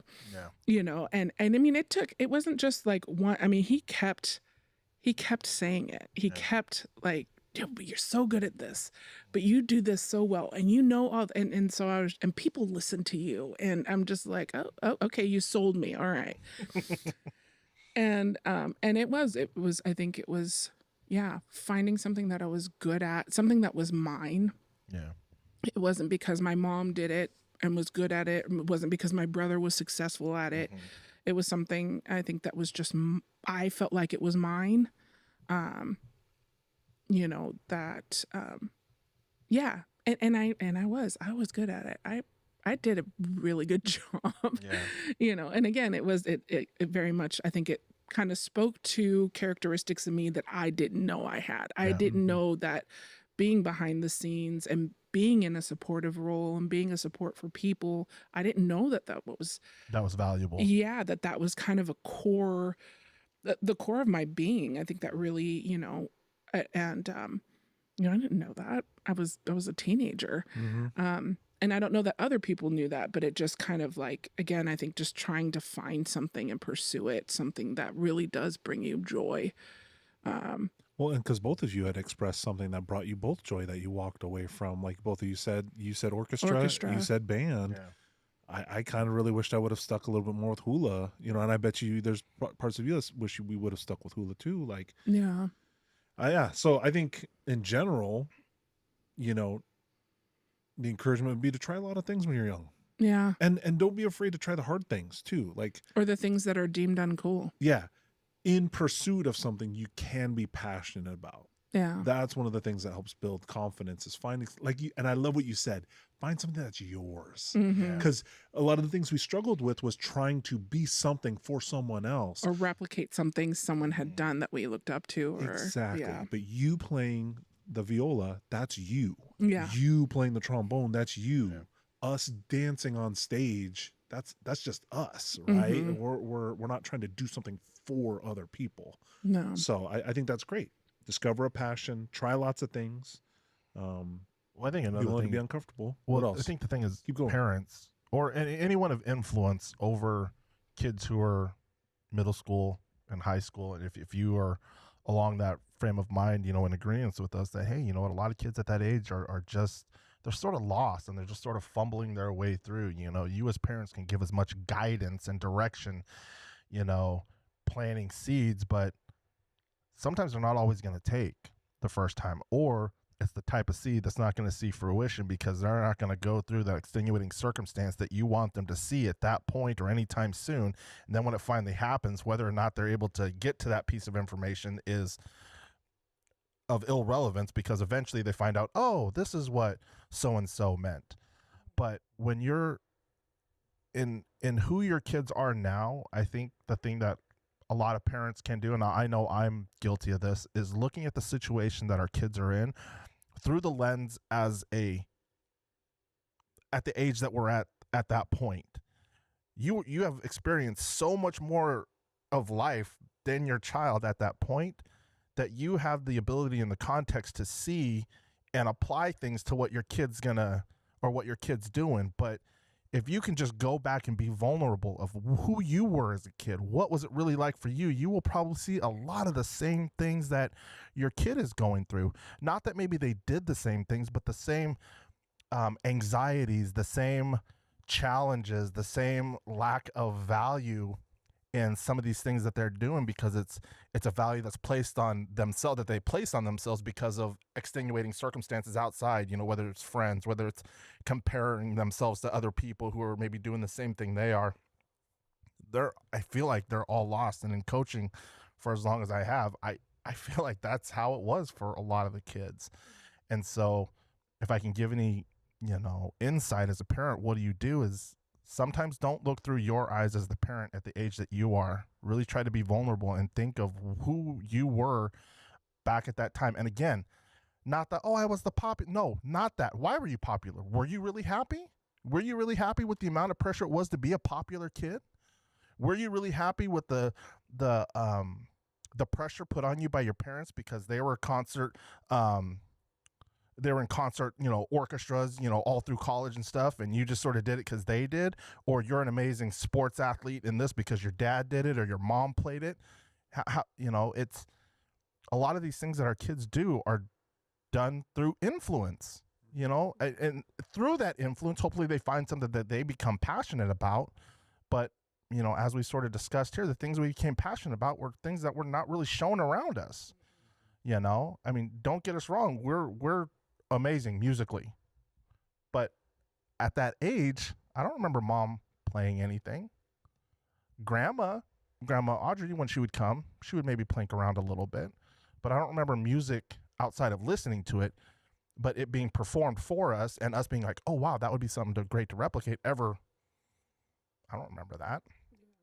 So, but I do want to go back to what you guys said, or what you said, and what you sort of alluded to. So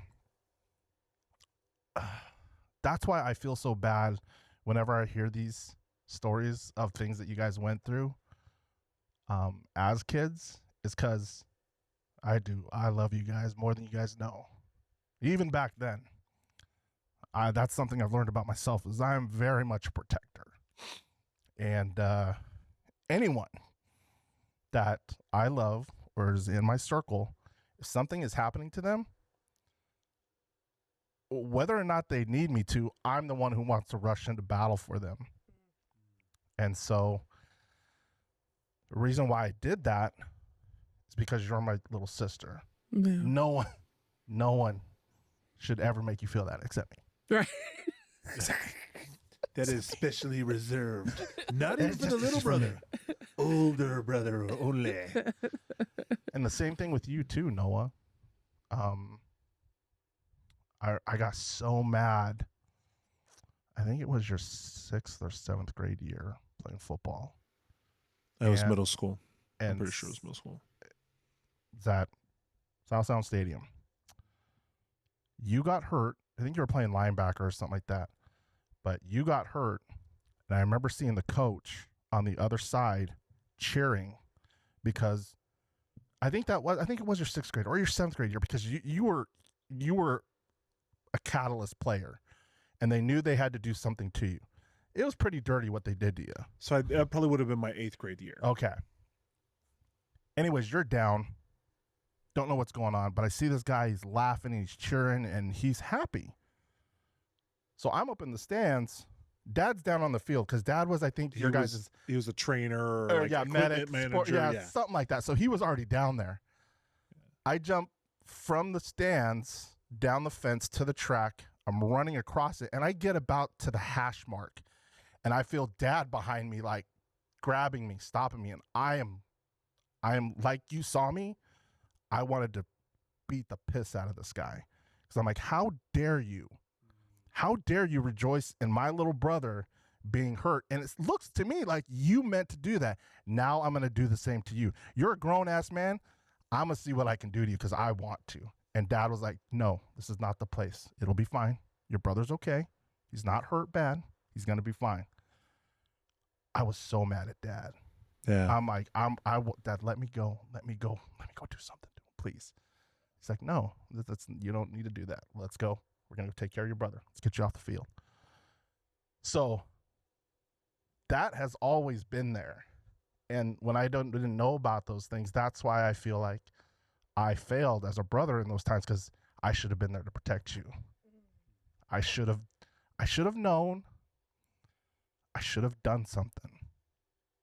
And I didn't. And again, I didn't know. So therefore, I got to give myself some grace. I didn't know at that time that it was going on. It wasn't until later, but I still have these feelings. It's my heart is racing right now. I feel very jittery inside. And yeah, I don't like it because I don't like the pain that you just had to recreate in your mind. Yeah. I don't like that. I don't like that you have that in your mental Rolodex. But at the same time, like, it's almost like childbirth or what people claim childbirth is. It's like, it's so painful and all this stuff. But the second you have your child in your arms, the pain, like, it just magically disappears. Yeah. And I mean, that's just for lack of a better example. Yeah. But I just like, as much as it was like doom and gloom, worst day of my life, whatever. It was a moment in time. Yeah. But I'm not kidding when it was literally like the heavens opened up. It was like, worst day of your life, here you go. And God was just like, be it God, be it I'm like, part of me wonders, like, did you feel anything? Like, because again, you never picked me up from school. Never, ever. You had better stuff to do than pick up your... Well, better, I don't know about that. You had other stuff to do. And you had your friends. And I just like, part of me is like, what greater plan took place somewhere where someone was just like, hey, dude, go pick up your sister today. She needs you today. Something had to happen because there had to be something better to do than let's go drive by Camacho Middle School and go pick up my dweeby little sister. And, I'm going to go around the school. I'm going to get out of the car, go around the school, and I'm going to stand outside and just wait for her to come out. Like, and talk my friend into coming and doing it with me. Convince my friend. And Derek remembers that. And, Derek remembers that. Oh my gosh. It was the greatest moment in my middle school. I mean, everything else pales in comparison. That's awesome. And yeah, I mean, I think that's why it's one of my favorite memories. I think it's why it's something that stands out. It's literally just like like a core memory Yeah. it literally is a core memory for me, like, and it's multifaceted, right? It was a terrible day. I cried. It was miserable. I was embarrassed. I mean, every emotion you can think Your of. friends left you. My friends left me. I was isolated. Like all those things. But then it was like, I literally, like, just out of nothing spawned this like profound love and appreciation for my brother that never existed prior to that day and that moment. And so, like, I mean, again, yes, you need to give yourself some grace. It is okay. But at the same time, I mean, please know that as traumatizing as it was, it's one of my favorite memories. Yeah. I will never forget that day. Never, ever, ever. And I'm trying to think, why did we? Because I didn't have a car in my junior year because I was grounded. Derek drove that day a lot for stuff. Because you like driving cars that were not yours without a license when you did not have a driver's license. Oh, I'm sorry. Did I say that out loud? Editing. No. I don't care. I don't care. Well, I appreciate you being so candid with that, man, because that's I think that helps Duana and I know that it's genuine. The fact that you say that you care this much about us, that you say you would do these things for us, and like I could feel the energy coming from you in the level of protection that you feel like you need to wield for us. And so I do, man. It's awesome to know that you are that way. I know that is your way to exercise your self-control, because you have to exude a lot of self-control to not give in to those feelings. And it's hard. It's hard. I know what it's like to care for something so much that you would, it's almost scary to think of the things you would do to another human that would hurt someone that you love and care about. Like, well, gracious. That's why I did what happened at the bowling alley. It's because here my baby brother is, I think you were a sophomore at the time? Junior, maybe? No, I think you were a sophomore, bro. He was older. Was he? I think we were, because Dan was with us. Dan was with us, yes. Oh. I was 19 and he was 17. So it must have been a senior year. Because I remember the thought being in my mind that Noah cannot be part of this because Noah's got football team. Yeah, Noah's got he's bigger going off things. to college. He's going off to college. I just remember thinking, Paoa can't do this. He has two children at home. Yeah, he's got kids. Yeah. Because I think Kamiko was born by then. Yeah. And I was like, because I remember that's what I said to you. I remember when I stepped in between you, when I was like, okay, if I don't step in, one of these guys is going to throw a punch, and then it's on. And then I don't know what's going to happen. So then that's when I stepped in between you and was like, duty is not worth it. You have kids. And I don't even remember how I said it, but I remember saying, you don't need to be going to jail. You have children at home or something like that. And, we stepped away, they stepped back, and it did work its way out. But I remember feeling profoundly proud of how you handled that situation. And well, it's because Dad always said, never start a fight, always finish it. Yeah. Don't throw the first punch. If they touch you, it's on. Yeah. And that's what I was goading him on for. I was wanting him to touch me. Yeah. I wanted him to reach out and actually like physically do something to touch me. He touched my stomach, like telling me like, whatever, buddy. I was like, don't touch me again. Don't do that. And he didn't. Yeah. But again, I think if I would have done something, yeah, you're right. A lot of stuff would have popped off. Well, and Kelly. Bro, man. Twins. Nate King was out there, dude. I think Jameson might have been there, bro. But there was a few guys, but I know Kelly was there. That boy was dragging over a chair. Like he was waiting for that guy to first punch, and that chair was going to be airborne, bro.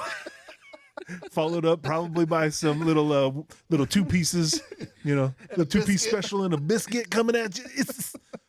But just to give people a little bit more context, because all of a sudden we're talking about a bowling alley, but we had like a sibling night or whatever. We had all gone out to a movie, and then we went bowling afterwards. It was us and all of our spouses, our significant others at the time. And we show up to the bowling alley in Olympia. It was just us 6. Yeah, it was just our 6. We ran into some other friends. We ran into some friends while we were there, and a girl that knew Noah, star football player.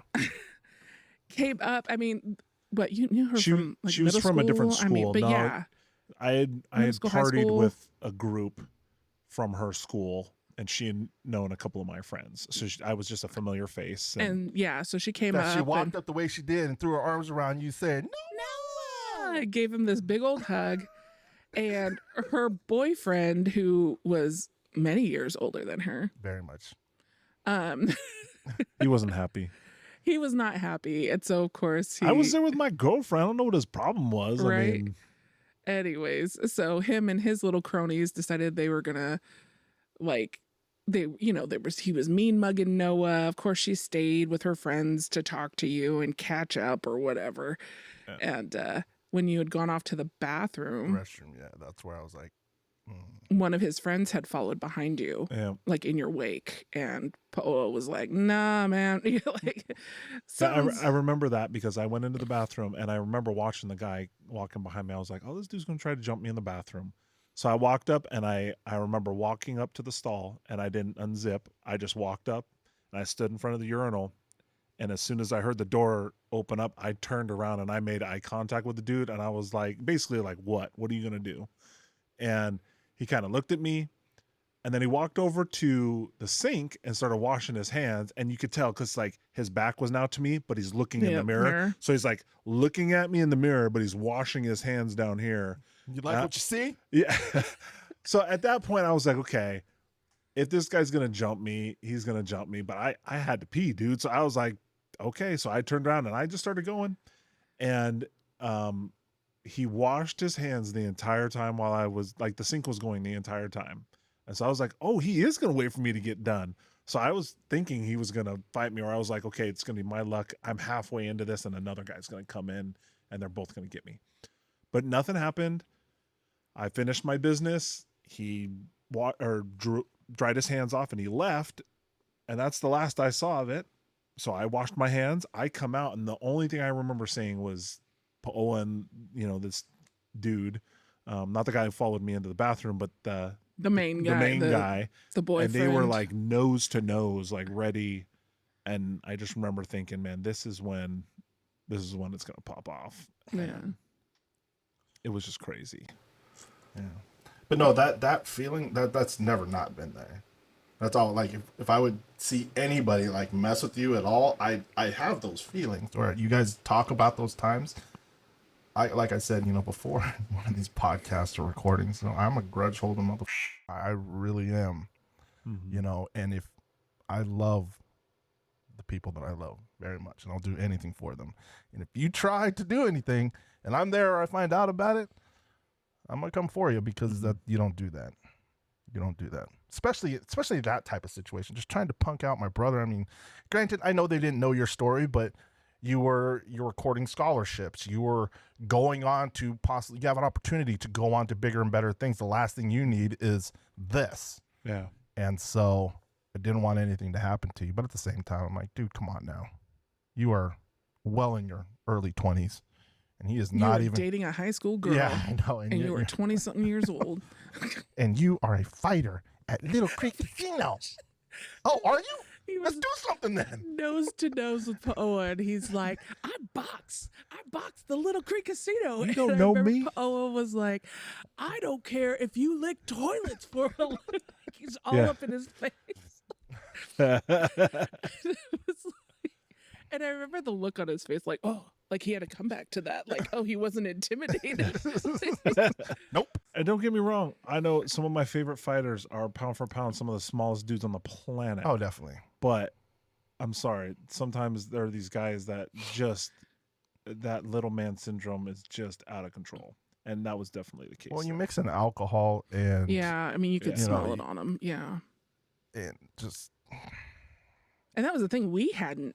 No, we hadn't. We didn't drink that night. We literally went to the movies, went to the bowling alley. Nope.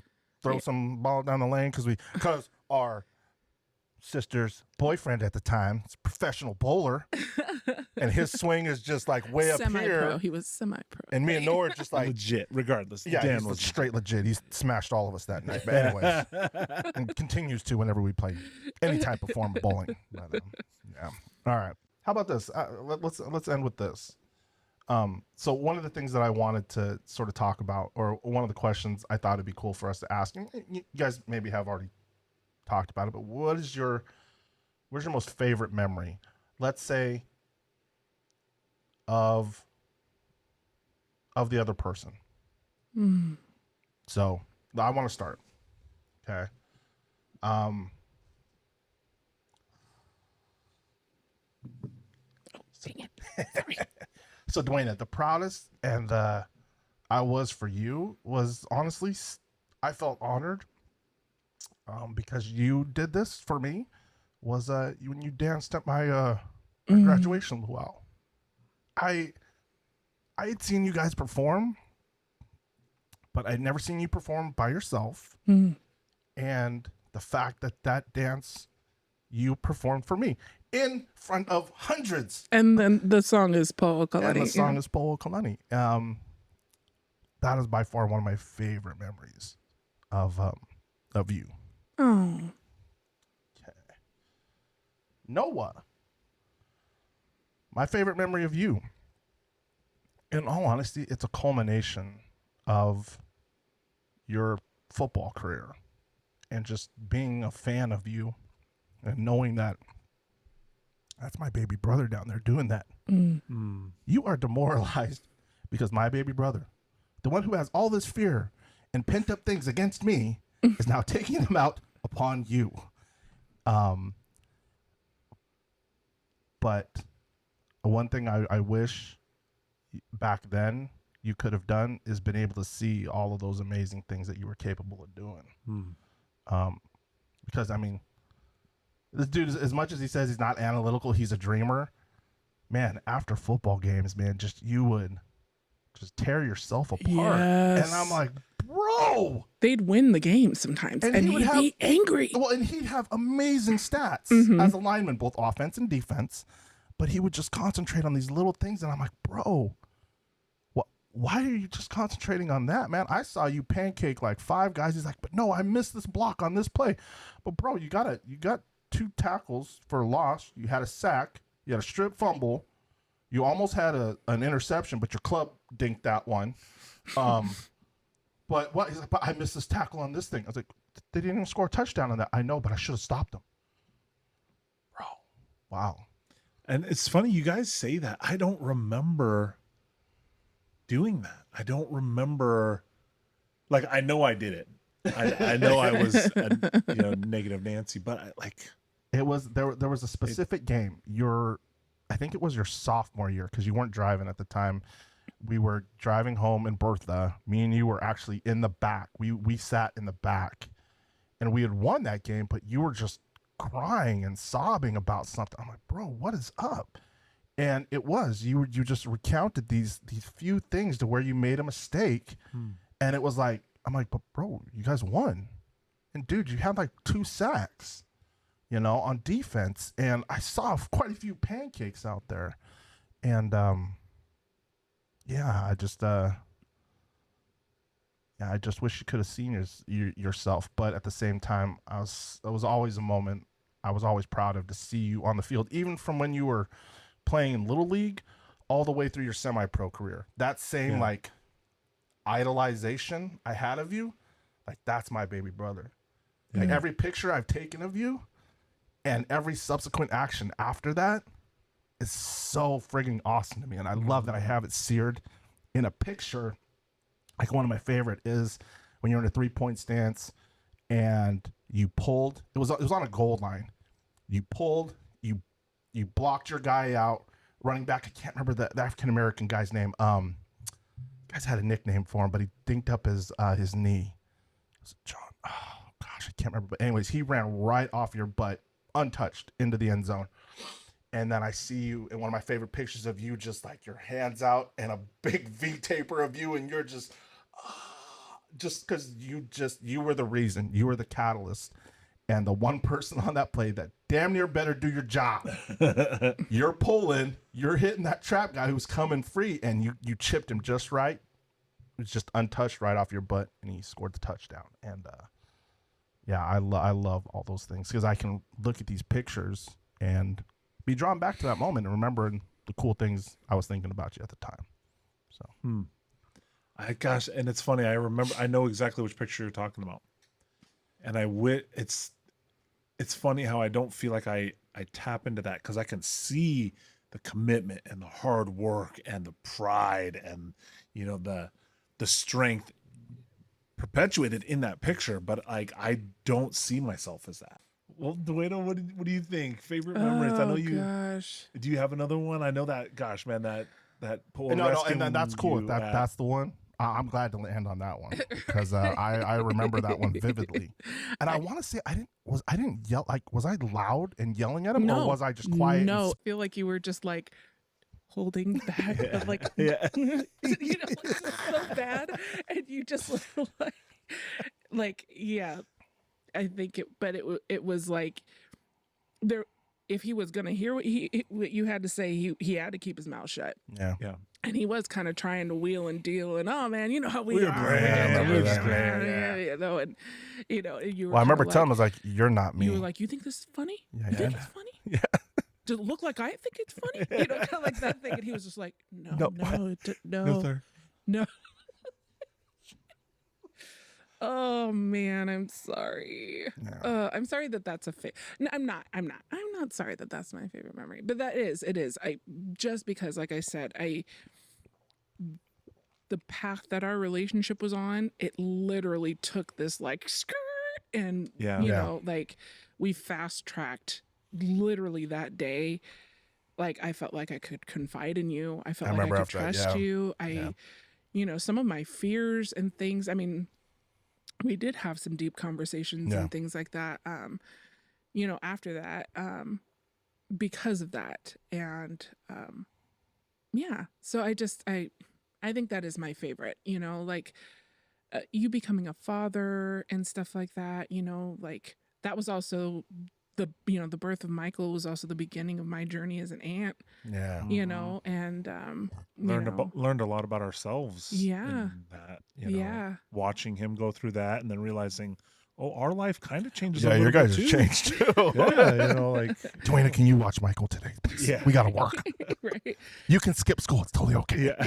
He's got a runny nose. They won't let him come to the thing, you know, the daycare, you know, blah, blah, blah. Yeah, sure, I'll skip school today. No worries. Sure. Yeah. Until mom comes home. What are you doing home? Yeah. Oh, look what I got. Yeah. What? Oh, Michael. Yeah. Look, it's Nana. I've only been home for like 10 minutes. I missed the bus and but some of my favorite memories were watching Michael and things like that growing up and being a teenager. But I found, I mean, he is one of the things that brought me a lot of joy and a lot of pride was, you know, being an aunt. Even when I was a teenager, you know, I enjoyed having him around and, you know, chasing after him and doing all that kind of stuff. I mean, there would be times where it was like, you guys don't have anything to do. I mean, I can watch him. I can babysit tonight. Yeah. If you guys want to do something, I can watch him. Yep. So, but yeah, hands down, I'd have to say that memory when you showed up at middle school that day is my favorite of you.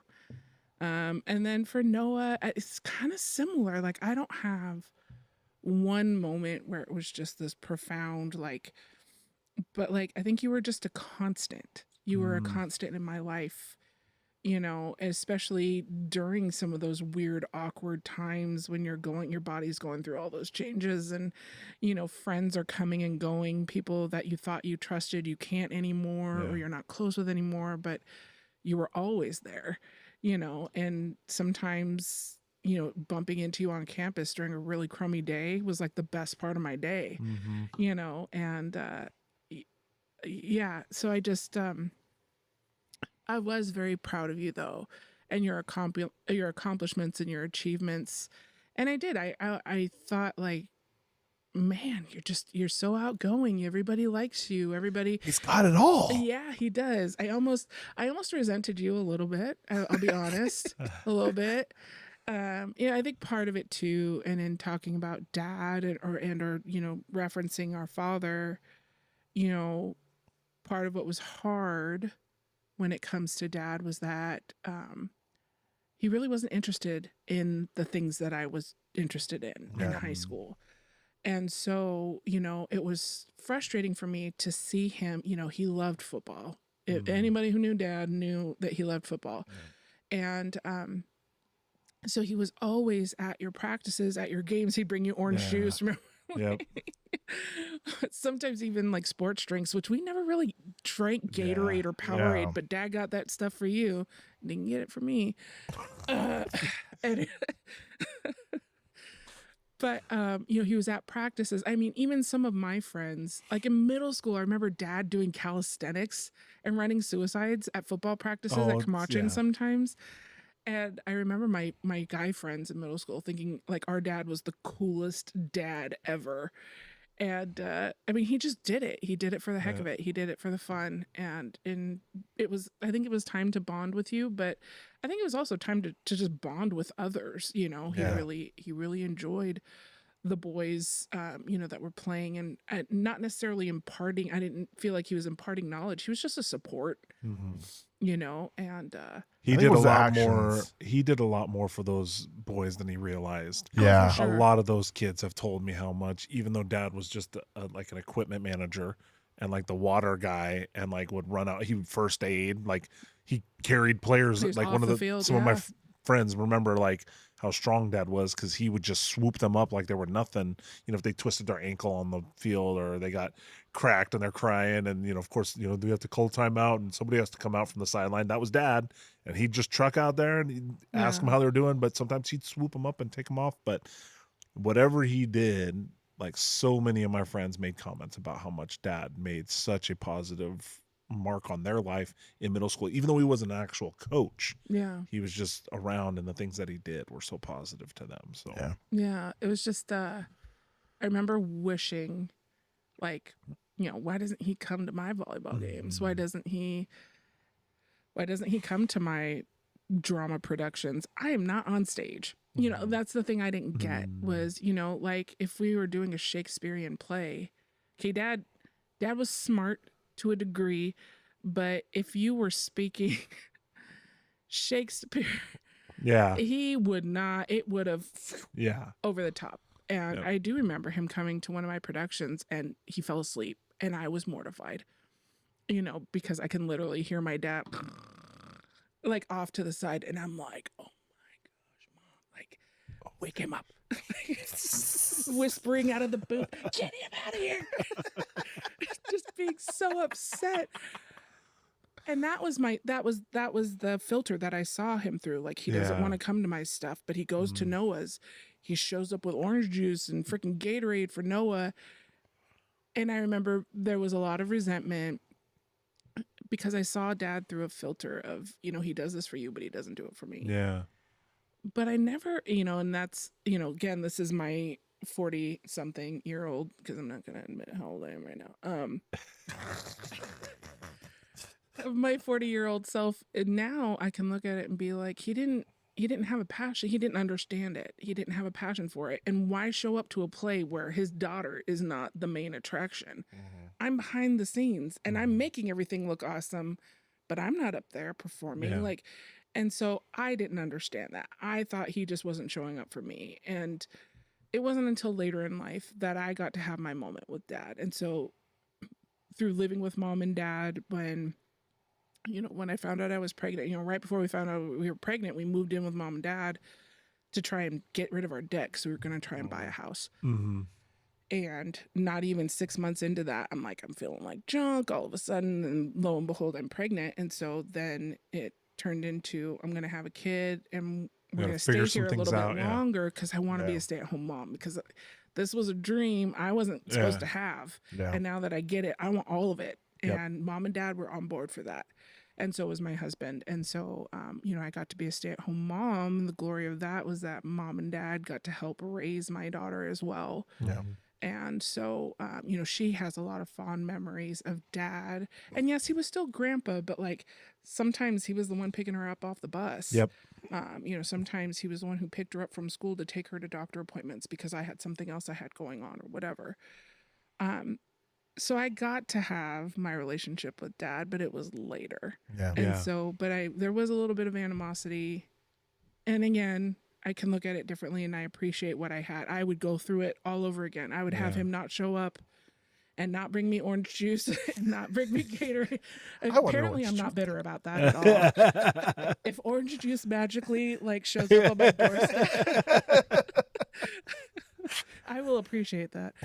No, but you know, I'd go through all of that. I'd go through all of that again, and all of that misunderstanding and heartache to have what I got to have with him at the end. It was hard.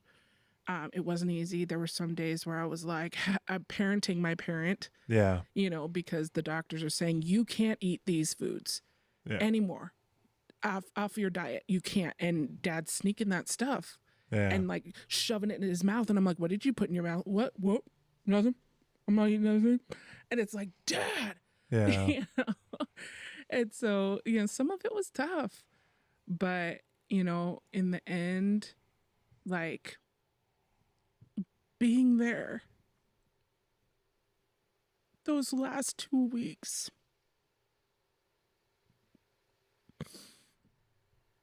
it was like the culmination of like, it wasn't an easy road. And, but I think in the end, like once we got him home, once we got him here, and he finally kind of, I hate to say come to terms, but I think he kind of had accepted this is it. Yeah. Yeah. And whatever bit of time I have left, and you know, when he was awake and he was coherent and he could talk and he could converse, like it was worth it. You know, it was worth all of it. I'd do it all over again. Yeah. I mean, of course, I'd want more time. Yeah. Yeah. You know, if there was anything I could ask for, it'd be more time. But Well, and that, you know, honestly, hearing you tell that story, you know, I fought asking for forgiveness because, you know, it's not technically my fault, you know, but I feel responsible, you know, still because I care about you that much. And I was just thinking about how Dad, you know, showed his love for each of us a little bit differently. Mm-hmm.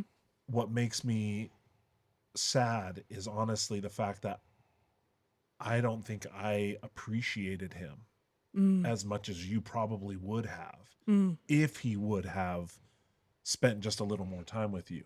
So although I may have been getting all the attention, I don't think I was grateful for it. Yeah. And like, I'm glad you got time with Dad, you know, when he was older, because I didn't get, I don't want to say I didn't get a lot of time with Dad, but I didn't have, I would say, like a super deep connection with Dad into his later years. I mean, we always communicated, we would, you know, interact, and, you know, I enjoyed the times that I did help minimally as it was to take care of him. Yeah. And it's funny, like now even thinking about it, like I beat myself up thinking that like there was something wrong with me that I didn't go out of my way to go spend more time with him. And maybe that's not what it was about. Maybe it was about, it's not my time. This is Duana's time. This is her getting to make up for those years that she didn't get. I don't know. I mean, maybe I'm trying to justify things, but I want to say thank you for your honesty. And I appreciate the fact that we have a safe place to be able to have these conversations and talk through these things. Because, man, you know, even if I knew now back then what I know now, like, would I have been the bigger person to, you know, help Dad realize where, you know, he could have pivoted? But then again, you wouldn't be the person that you are, you know. I had, so, yeah, I don't know. Thank you for being courageous enough to bring that up, because I'm sure that's not an easy thing. And I know we've kind of alluded to that. Well, and please talked don't. a little bit about like, this stuff. Again, it's me. You know, it was my perception of things, the filter that I saw things through. You know, even my relationship with Mom. You know, there were. So, like, again, we've talked about how Mom, you know, she's smart. She's so insanely smart, and you know, I'd come home with the paper and I'd be like, look at this thing. I got a B+ on it. And I'd be so proud. And Mom would be like, that's great. What could you have done better? And in her mind, she's She just was helping. trying to have some dialogue. Yeah. You know, what could you have done? Why is it only a B plus? And maybe, you know, how can I help you? So that I didn't hear that. All I heard was judgment. That's why not good is enough. that not an A? A. Yep. Don't show me that. Like, do better, be better. That's the filter I heard her through, Yeah. and that's not what she was saying. Or how she was trying Or to how she was trying to say it. She was trying to be supportive. Yeah. She was trying to help me look at something from a different point of view. Mm-hmm. And maybe just ask me, why is that a B plus?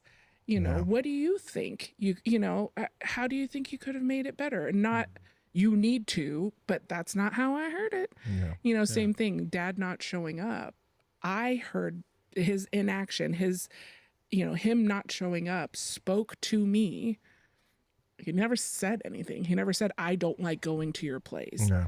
Or I would rather go watch football. Those words never came out of dad's mouth. Ever, ever, ever. He never said, your brother is better than you. Or Yeah. I Oh, yeah. appreciate Noah more than I appreciate. He never said those things. Yeah. But that's the filter I saw his actions through. Yeah. And so again, that's my own hangups. That's my own perception of the situation. I know now that it was wrong or that I was not correct in my assessment. Yeah. But at the same time, it's kind of one of those things. It's like that bad stuff or that thing that I thought was happening or how my parents were talking to me or judging me or whatever. Like now my mom is my best friend. I literally talk to her on the phone every single day. My mom is my best friend. So if that makes me dweebish or whatever, fine. And to people that are really, really close friends, yes, my mom is my best friend. I love you. I love you as well. Not as much though. Just not as much. Mom's up here. Mama. But, you know, but again, it wasn't that way back then. Yeah. And, you know, same thing with dad. You know, I had some resentment.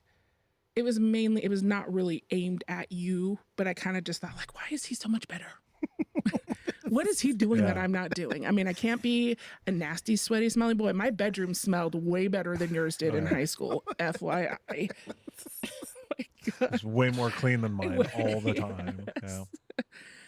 But, you know, that's again, it was my perception and how I saw them then, but I would do it all over again if I got the end results that I have right now, where I got to be with dad in some of his most vulnerable moments. Yeah. I got to help usher him through his last moments on this earth. I got to hold his hand when he was taking his last breaths. I'd do it all over for that. And I'd do it all. I'd have all of the crazy angsty teenage fights that I had with my mom to have the relationship that I have with her now. That it's worth its weight in gold.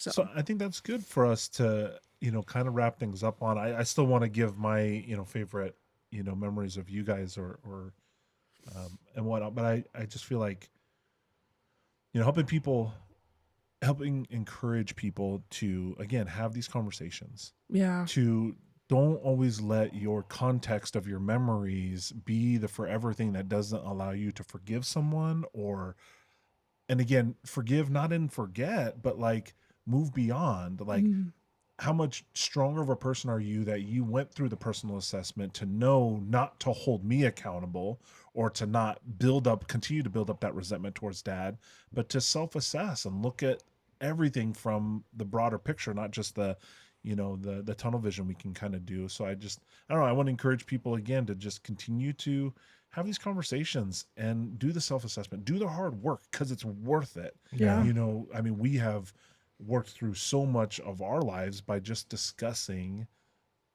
fond memories and things we remember. And then that would spark a conversation about a certain thing. And when you're in a safe place and you're genuinely open with people, that's when I think like the healing happens, strengthening happens. And that's what I'm excited about with this stuff. So to kind of wrap up as the last person answering, like some of my proudest memories, I would say, Paoa, for you would be, I think my proudest memory from kind of the teenage years was when you asked me to be your best man. Oh. And I know I dropped the ball so bad because I didn't write. You did fine, man. I did not write out, like, you know, because I'm 15-ish, I think, at the time. And I'd never been a best man. I'd never been a groomsman. I didn't know what all the responsibilities of a groomsman was. Grateful to Paoa's, you know, groomsmen that stepped up, you know, being the best man. I didn't know what I was supposed to do. And, you know, a lot of his other groomsmen stepped into some of those responsibilities. But one of the things I knew I needed to do was to make a toast. And I didn't know how to do it. Nobody helped me write it. Nobody helped me, there was no templates out there for me to write about it. No Google. Yeah, you couldn't so reference the interwebs. No AI. I didn't know what I was going to say. And I literally made it up, shot from the hip. But I started blubbering because I was emotional, and, it was a highly emotional day, super great day. Yeah. But I just remember saying how I'm proud of you. And, I said something about how I've always looked up to my coaches in football, and how, I always work really hard because it feels so good to hear them say that they're proud of me because I accomplished something. And I've always appreciated Paoa for how much he has said he's proud of me. And this is the day that I get to say that I'm proud of you. So, like, it's kind of cliche because I said the word proud in my proudest moment of my brother, but there was something about that moment when I realized, I think, that, like, you were elevating yourself. You were choosing to elevate yourself, as far as I'm not only chose the hard path of being a young father, but I'm choosing a hard path of being a young husband, and committing myself to someone else. And at that moment, I just felt like, by you choosing me to be your best man above all these other guys, these other men, because I was a boy, all these other men that I looked up to and thought they were so much better equipped to do this. I was so proud of you in the moment. And I probably didn't realize this context back then, but I think I felt like that's what proved to me that you truly did love me more than some of these other guys. Oh, yeah. And I was so proud to be like, holy crap, he actually loves me more than some of his friends. That he would have me stand up here, as his number one guy. I did have the concept of that. Good. So I did feel that. It's funny, Duana, I was thinking about, kind of the fondest memories, that I had about you. And I was trying to think of, what was there ever anything you ever did that I was just super proud of? And so that I got stuck on kind of selfishly thinking about, like, what has she ever done for me that I'm super proud? Like, I was so grateful You're like, I'm that drawing a blank for me. And well, no, and it was funny because I think I subconsciously didn't interweave myself into your life because I still felt like the insecure little dweeby brother. I thought you were popular. I thought we were like light years difference in the pecking order of things. And, like, I was the necessary evil. He's my blood brother. He's a year younger than me. I'll just put up with him, or whatever. Like, I literally thought that's what it was. Like, that's what, where my standing was with you. So all of that is to say, I think it was our sophomore year, prior gen. But I was a varsity football player, and I was still, fairly well known. I was still, I would say, probably at least 40% of my popularity came because I was Duana's little brother. And so I made some poor decisions and did some partying and some going out and doing some things that my parents didn't know of. And I would just say, I think my proudest memory was when I made some poor decisions and I was inhibited, and I can just remember how safe I felt because you were there. And there was nothing more proud in me than knowing, I was like, just because I'm in her presence, I can make her look like a fool if I do something stupid. I can make her look bad if I say something stupid. if I get too out of control, I can make her look really stupid. So I just remember thinking the whole night, don't F this up. Because if you don't do this right, she will never hang out with you again. And I remember thinking by the end of the night, I did that. I remember thinking I messed it up because I made some poor decisions and now I'm, inebriated and, inhibited. But you never made me feel ashamed. You never made me feel bad. You never made me feel stupid. And if anything, I just remember feeling so safe with you. And I think that was like, that's when it flipped for me, that like, oh my gosh, I really can depend on my sister as much as I want to.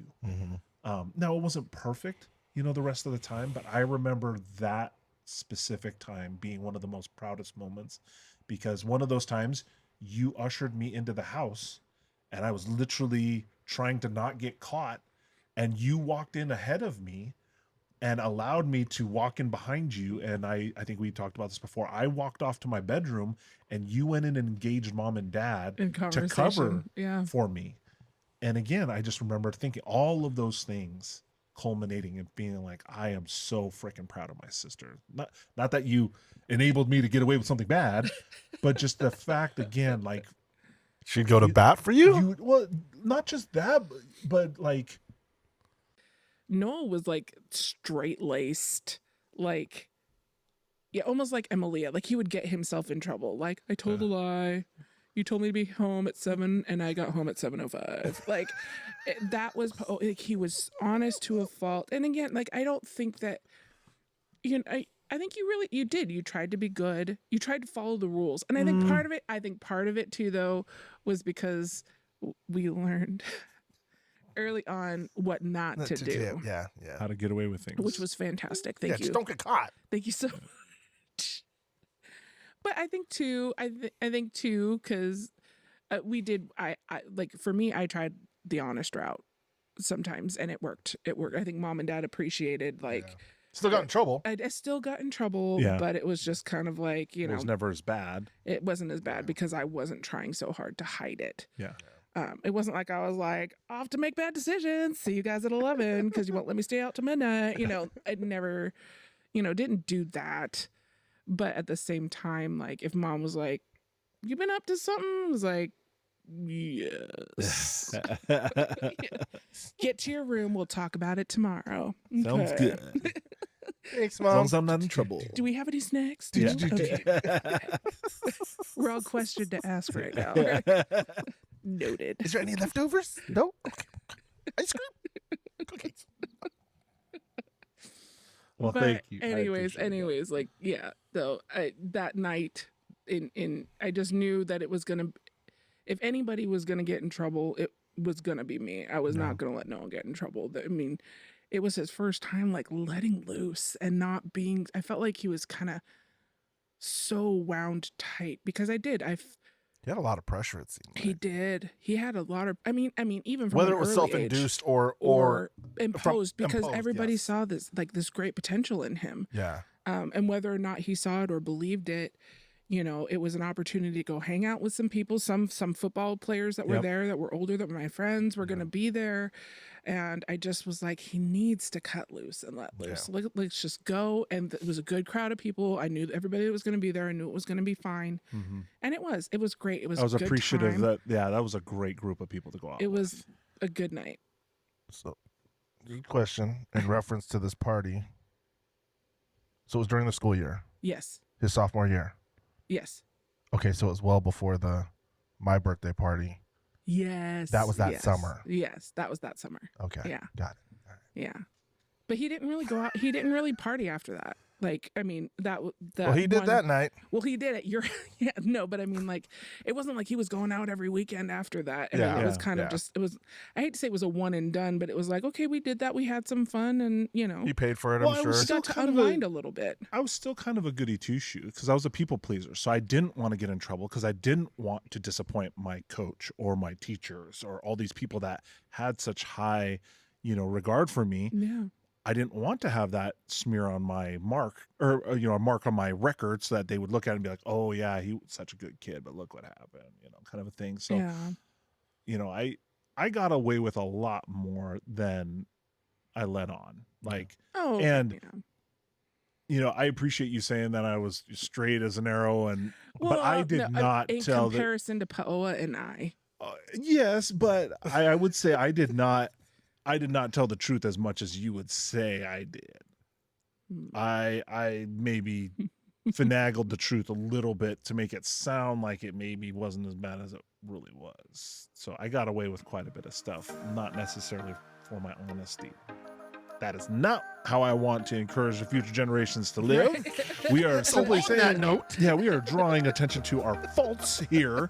But we're being vulnerable. I think some of the things that we brought up, though, like, trying things, going out there and being uncomfortable, discover your passion. You said, Paoa, specifically parents, remember how it was to be young. Yeah. Don't always just look at your kids and judge them based off of your context of how it was when you were a teenager, because we are 2 decades removed from our teenage years. Right. And a lot has happened in 20 years. So, and one of the last things I just wrote, kind of a thought of mine, is because everything we've been talking about has been not only stuff that our family has been able to do for each other, but the people that are outside of our family, our circle. So it takes a community. So if anything, for future generations, have that circle. If it can't be your family, then choose a good group of people. And sometimes family are the people that you choose. It's not the people that you're biologically connected to. You can choose your family too sometimes. Exactly. But I would say those are some of my big takeaways from today. I think we've covered a lot of different things, and I'm appreciative of you guys. I thank y'all for taking the time to listen. Hopefully you've gotten this far. And I think, as always, we want to remind people to like, share, subscribe. Hey, and even comment on this stuff. Now, granted, a lot of you guys are commenting on our Facebook. We appreciate it. Thank you so much. You guys are subscribing and following our Facebook. We appreciate it. If you could also like and share and comment on our YouTube channel, that would be great as well, because that would help us reach out to a few more people. But again, it's only if you want to. It's only if you can. It doesn't matter to us. We're just really happy that you're here with us. And so hopefully you have listened till the end. Duana, is there anything you would like to say? No, just thank you guys for including me and you'll be back. Walking down memory lane. Again, there's no way we did this well in our first couple of episodes together and you're not coming back, DJ. I think you're going to have to be a mainstay. That's going to be a regular every guest. once in a while. Yep. And look who's back. Yeah, no, definitely. And especially as we get into other topics and stuff, like some of our other ideas of what we want to do with some of these episodes. We'd love to do, a trifecta road trip.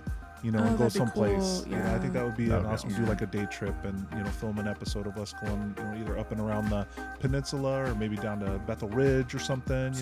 Maybe go out to the coast. I think it would be cool next year in March. Maybe do an episode. When we go out to Long Beach together. Our annual trip out, taking Dad out there. So, but all amazing things left to come. Love and aloha as always, and thank you again for joining us. Ahui ho.